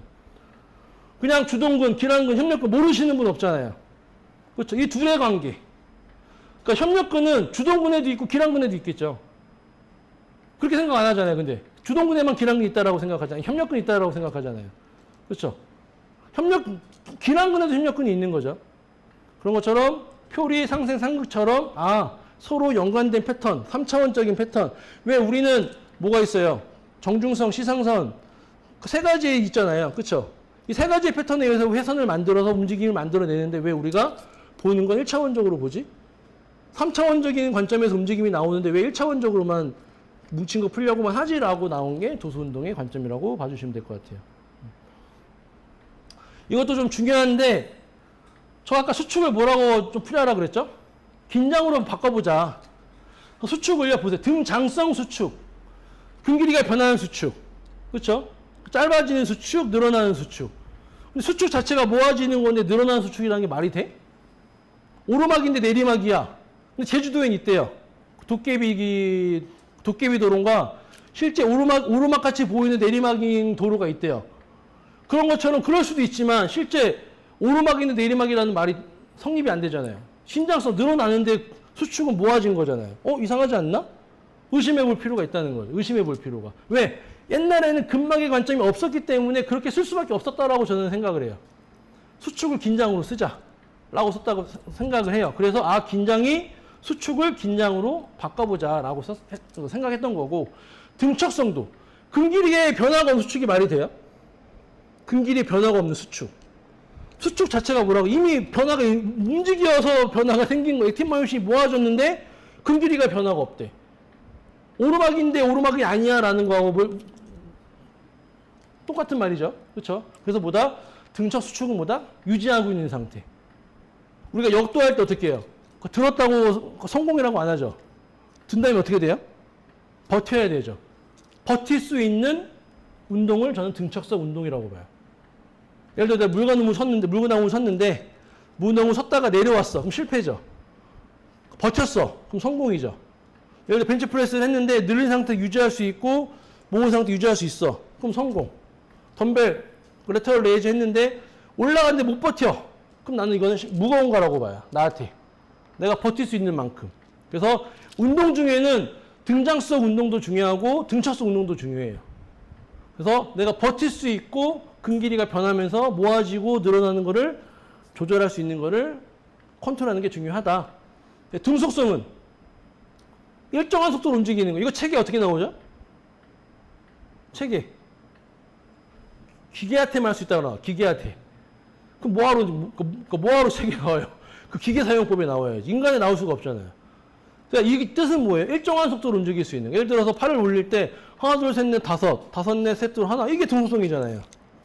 그렇죠? 뭐 100분의 1초까지 똑같이 맞추는 게 아니라 하나, 둘, 셋, 넷, 다섯, 넷, 셋, 둘, 하나. 근데 어디 아프신 분들은 하나, 둘, 셋, 넷, 다섯, 아파요. 이렇게 쭉 내리면 이건 뭐예요? 약하다는 거죠. 문제가 있다는 거죠. 그래서 이 세 가지의 운동성이 관절의 움직임에서 내가 조절할 수 있어야 된다라고 보는 게 저희가 이 근수축을 바라보는 관점이다. 그래서 저희의 관점은 장력을 유지하면서 수축을 하고 장력을 유지하면서 이완하는 단계. 그래서 장력을 유지하면서 버티는 단계. 장력을 조절해서 속도를 일정하게 하는 단계를 이런 세 단계로 보고 있다. 그렇게 봐주시면 됩니다. 아이고. 그래서 아까 나왔던 거지만 요게 수축이고 요게 이완을 표현한 거고 중간에 중립이 있는 거죠. 아까 보여드렸듯이. 요거는 제가 보다가 찾다가 자료 만다가 재밌어가지고 보세요. 우리가 백근이라 그러잖아요. 백근. 하얀색 근육 본 적 있으세요? 하얀색 근육. 본 적 있으세요? 없죠? 근데 여기는 하얀색 근육으로 표시되어 있죠. 이렇게.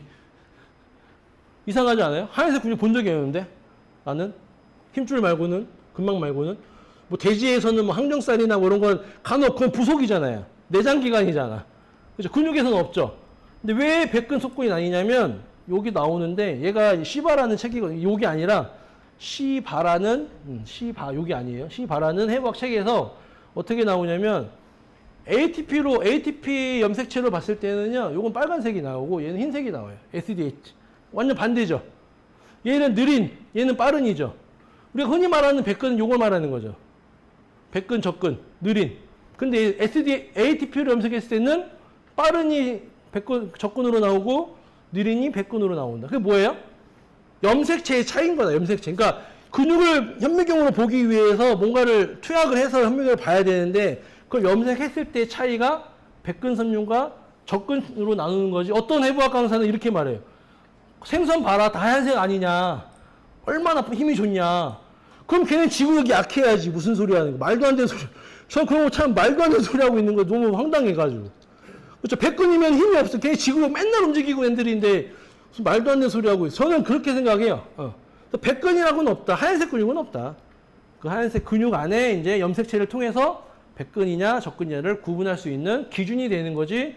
백근이라 이렇게 된 섬유는 없다. 그렇게 해주시면 되고. 근막을 뭐 부정하시는 분도 있지만 부정해도 상관없습니다. 지구가 둥글다고 해서 돌아가신 분도 있듯이 지구가 네모나다고 우겨도 어차피 지구는 둥글었죠. 근막을 부정해도 어차피 근막은 존재합니다. 그렇죠. 근막은 존재하고 근막의 기능은 명확히 구분이 돼. 그거를 이제 근막 경선이라고 하는 책에서의 근육의 역할로 나오긴 했지만 근막은 반드시 존재한다. 우리가 가만히 서 있을 때 긴장한다는 것 자체가 뭐예요? 그죠? 긴장성 근육 저건 제일 이해가 안 됐어요. 긴장성 근육. 긴장성 근이라고 하잖아요. 이런 근선유 중에. 그렇죠? 왜 중력에 대항해서 힘을 주고 있어야 돼? 멀티피더스, 회성근 이런 거는 긴장성 근육이래. 그럼 걔네가 긴장하고 있나요? 그럼 걔네 가동성이 없어요? 그렇죠? 그건 좀 이해가 안 돼서. 근데 그게 근막의 개념인 거예요. 선생님 누워 있을 때 근막이 작용할까 안 할까요? 근막이 누워 있을 때, 침대 누워 있어. 해요 안 해요? 중력에 대항할 필요가 없잖아요. 신경계 하셨다며. 신경계 치료의 첫 번째가 뭐예요? 안 치는 게 첫 번째 아니에요? 뭐 어떻게? 중력에 대항해서 그 시스템을 만들어 놓는 거. 틸트 테이블에 세워놓고, 그 다음에 의자에 앉혀놓고, 쓰게 하고, 그게 순서잖아요. 그렇죠? 맞나요? 그렇죠? 처음에 코마 앉아왔을 때. 그 시스템 자체가 근막이라는 근막.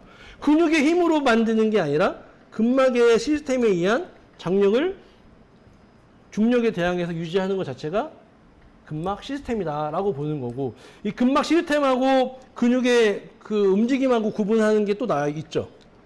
GTO, 머슬 스핀달. 그렇죠? 그 차이가 뭐예요? GTO는 뭐 장력을 조절한 다음에 장력 조절 아까 말한 것처럼 선생님이 3kg를 들다가 15kg를 들 때 똑같은 장력의 힘으로 얘를 들 거예요? 절대 못 들죠. 들어도 못 들죠. 그게 뭐예요? 시각적인 요소에서 벌써 나는 15kg를 보자마자 뭐다? 힘을 주려고 딱 들어가겠죠. 15kg를 보는데 3kg짜리 들려고 하는 것 자체는 15kg의 경험이 없는 사람은 그럴 수 있죠. 들어보지 않는 사람은. 근데 보통은 15kg면 15kg 장력을 갖고 들어가죠. 그게 뭐예요? 장력 조절을 하는 거죠. 그러니까 내가 만약에 지구에 있어. 그럼 중력에 대항해서 시스템을 작용해야지. 근데 우주인들은 장력 조절할 필요가 있어요, 없어요? 중력이 없잖아요. 무중력이잖아요. 그러니까 어떻게 돼요? 지구 오면 중력에서 재활을 하잖아요. 그게 뭐예요? 그게 근막 시스템인 거죠. 중력에 대항해서 장력을 조절하게 만드는 시스템. 누워있으면 중력에 대항할 필요가 없기 때문에 그 시스템 자체가 약해지는 거고. 침상생활 오래 하시면 어떻게 돼요? 그래서 근력이 다 약해지죠. 그렇죠? 그래서 그게 근막의 기능이다. 그게 저는 GTO하고의 연관성이 굉장하게 밀집할 가능성이 높다. 그렇게 보고 있죠. 그래서 근막경선은 다 많이 아시는 분은 아시겠지만 더 많아요. 상지경성도 뭐 표면이 있고 속이 있고 여러 가지 더 많거든요. 대표적인 게 이런 게 있다. 이게 뭐다? 근막의 근육의 연결성이다. 그래서 근막경성으로 읽지만 사실은 이 책을 보면요. 다 근육을 연결시켜 놨어요. 이것도 다 근육인 거죠. 카프머스. 장단지 근육하고 뭐예요? 햄스트링. 햄스트링하고 천조인대를 통해서 뭐예요? 귀리끈으로 올라가는 패턴이 후방경선인 거죠. 그렇죠. 이거를 이제 예를 한다고 이 근육의 형태대로 똑같이 이렇게 움직이게 하는 그런 운동법도 있긴 하던데 저는 이걸 어떻게 푸냐면 만약에 선생님이 지금 앉아 계시잖아요. 그렇죠? 햄스트링이 약해졌어. 그렇죠? 그럼 얘가 약한 것만큼 어떻게 될까요? 얘가 약했어. 원래는 얘도 힘쓰고 다 힘을 써서 우리가 세워줘야 돼. 근데 햄스트링이 약해. 기능을 못해. 근데 쓰긴 서야 돼. 어떻게 될까요? 누군가 힘을 더 써야 될 거 아니에요. 선생님하고 저하고 3명이서 물건을 들었는데 제가 나이가 많다고 힘을 살짝 뺐어. 그럼 그 힘을 누가 받아요? 선생님 둘이 다 힘을 줘야 돼. 그런 관점으로 보는 거예요. 하나가 기능을 못하면 그 기능을 어딘가는 해야 되는데 그게 보다 과학 긴장으로 나올 수 있다. 그러니까 기능으로도 연결이 되잖아요. 기능으로도. 얘는 뭐예요? 리플렉션. 얘도 리플렉션. 얘는 고관절 플렉션. 그렇죠? 고관절 플렉션 할 때 고관절이 약하면 어떻게 돼요? 허리로 쓰죠. 그렇죠? 허리로 익스텐션으로 많이 쓰잖아요. 골반의 전망으로. 그래서 허리에 부담되시는 분도 있을 수 있고. 그래서 기능적인 측면과 붙어있는 구조적인 측면에서의 연결성은 반드시 존재한다. 뭐 이거를 인정 안 하시면 안 하셔도 상관없죠. 내가 인정 안 하는 만큼 나는 못 보는 거예요. 내가 보고 관련이 있을 수 있겠다라고 생각해 보는 거와 부정하는 거하고는 하늘과 땅 차이다라고만 기억해 주시면 됩니다. 그래서 이론은 언제든지 변할 수 있고 케이스마다 다르게 적용해야 돼요. 승모근이 아프다고 해서 무조건 승모근만 풀어서는 절대 어깨를 정복할 수가 없어요. 왜 어깨는 로테이트 커브만 봐야 되죠? 그렇죠? 왜 로테이트 커브만 봐야 돼요? 왜죠? 회전근개만 회전을 하나요? 대형근도 회전하고 광배근도 회전하고 대원근도 회전하고 삼각근도 회전 다 회전하는데 왜 회전근개만 봐야 돼요? 옛날 관점이죠. 옛날 관점. 쌍팔년대 80년대부터 내려오던 그런 어깨는 로테이트 커프 보고 허리는 장요근 보고 왜 장요근만 봐줘? 허리 근육에 장요근밖에 없는 게 아닌데. 그렇죠? 그러면 왜 로테이트 커프가 문제가 생긴지를 봐야지. 한 단계 더 가야죠. 장기를 둘 때 한 수, 두 수, 3수 본다 그러잖아요. 이 사람이 한 수를 보면 나는 두 수, 세 수를 내다 봐야 고수잖아요. 근데 왜 자꾸 한 수만 봐? 어깨 아프니까 로테이트 커프만. 왜 책에 나오니까. 책에 나온 대로 해서는 손흥민이 될 수가 없죠. 메시가 될 수가 없죠. 그렇죠? 책에 나온 대로만 하면 책에 나온 대로 수준으로만 남아 있는 거예요. 그러니까 어깨가 올라간다는 것 자체는 뭐예요? 극상근이 긴장된 거고. 서브스캐플라도 어떻게 돼요? 우리는 흔히 내외전으로 알지만 팔을 뻗는 순간 뭐예요? 서브스캐플라가 내 측면을 당기기 있죠. 전인이 되면. 그게 뭐 다친 사슬이잖아요. 팔을 그래서 서브스캐플라 견갑 하근이 거의 다 뭉쳐 있잖아요. 잘 안 풀리고 왜? 보통 팔이 나가 있으니까. 이러고 있는 사람 있나요? 물론 팔짱끼를 많이 끼겠지. 근데 팔짱 끼지 않아도 다 뭉친다는 건 뭐예요? 팔이 나가 있다 보니까 전인에서 짧아진 거잖아요. 그렇죠? 보통 로테이트 커프에 문제가 있을 수는 있죠. 근데 그거의 원인을 찾아가야 되는 거죠. 원인을. 견갑골이 거상이 되고 전이 되고 상방회전 됐을 때 로테이트 커프 머슬이 다 긴장될 수밖에 없는 환경이다. 우리는 뭐를 봐야 된다? 스캐플라의 정렬을 봐야 된다. 스캐플라를 보려면 뭐를 봐야 돼요? 스캐플라는 자동차예요. 자동차가 잘 움직이려면 어떻게 돼야 돼요? 흉추가, 갈비뼈가 좋아야죠. 갈비뼈가 호만되어 있으면 팔이 움직이기가 쉽지 않죠. 로테이션 돼 있어도 쉽지 않아요. 그렇죠? 그러면 척추의 정렬과 갈비뼈의 정렬을 잘 잡아주고 스캐플라가 움직일 수 있는 환경을 만들어주는 게 첫 번째가 되고, 그 다음에 이제 근육의 밸런스도 봐줘야죠. 근데 우리는 뭐만 봐요? 조인트 모빌라이제이션, 미끄럼, 구름, 계속 그것만 눌러주죠. 눌러주면 뭐해? 도로가 비포장이면 여전히 망가지죠. 그렇죠? 더 한 단계 봐야 돼요. 그러니까 임상에서 뭐라 그래요? 나무만 보지 말고 숲을 봐라 그러죠. 그거 잘못된 거예요. 나무를 볼 줄 알아야 숲이 보이는 거예요. 나무를 모르는데 어떻게 숲을 봐요? 그렇죠? 나무만 보지만한가 아니라 나무도 알고 숲을 봐라. 한 단계 더 넘어가야 된다라고 하는 게 저희가 3차원적인 관점을 그래서 많이 주장하고 이제 알려드리려고 노력하는 겁니다. 오케이. 저희 이제 교육 과정은 저희가 기초부터 있거든요. 기초 인문학 기초부터 임상 근육학 나와 있고 전문가 과정이 1, 2로 나눠요. 1은 이제 펑셔널 마사지. 그러니까 근육의 방향대로 마사지 해주는 게 첫 번째고요. 그 다음에 움직임을 만들어내는 게 두 번째. 2주 과정씩 있고, 그 다음에 레벨 3가 심화 과정이 이제 만약에 아까 말한 것처럼 요근이 문제가 생겼어. 그럼 요근을 풀 수 있는 거 짜자자작. 아까 잠깐 나와 있는 거 있죠. 정리. 저는 답은 다 알려드렸어요. 굳이 안 들으셔도 돼요. 답을 드린 걸로 적용할 수 있으면 적용하셔도 돼요. 저는 안 감춥니다. 저의 목적은 이런 테크닉이 있고 이렇게 할 수 있다라고 알려주는 게 제 목적이기 때문에 그거들 이제 알고도 모르시면은 저는 거기서 오셔서 배워라 라고 하는 거고, 레벨 1, 2만 제대로 학습하셔도 레벨 3까지 굳이 안 드셔도 알 수는 있다. 왜? 하지만 1, 2를 모르면, 얘를 제가 장요근이 아플 때 어떻게 하라고 물어봤는데, 제가 하부승모근 해보세요. 하부승모 어떻게 해야 돼요? 그 다음이 없죠. 막힌단 말이에요. 그렇죠? 예를 들어서 천지굴근 운동해보세요. 네? 심지굴근 운동해보세요. 어떻게 해요? 이렇게 하면 알 수가 없잖아요. 그렇죠? 그래서 인체, 안면 근육 빼고 모든 근육을 움직여서 하는 패턴을 알려드리는 게 1, 2 과정이라고 보시면 돼요. 관심 있으시면 10월 달에 있으니까 참여해 주시면 좋을 것 같습니다.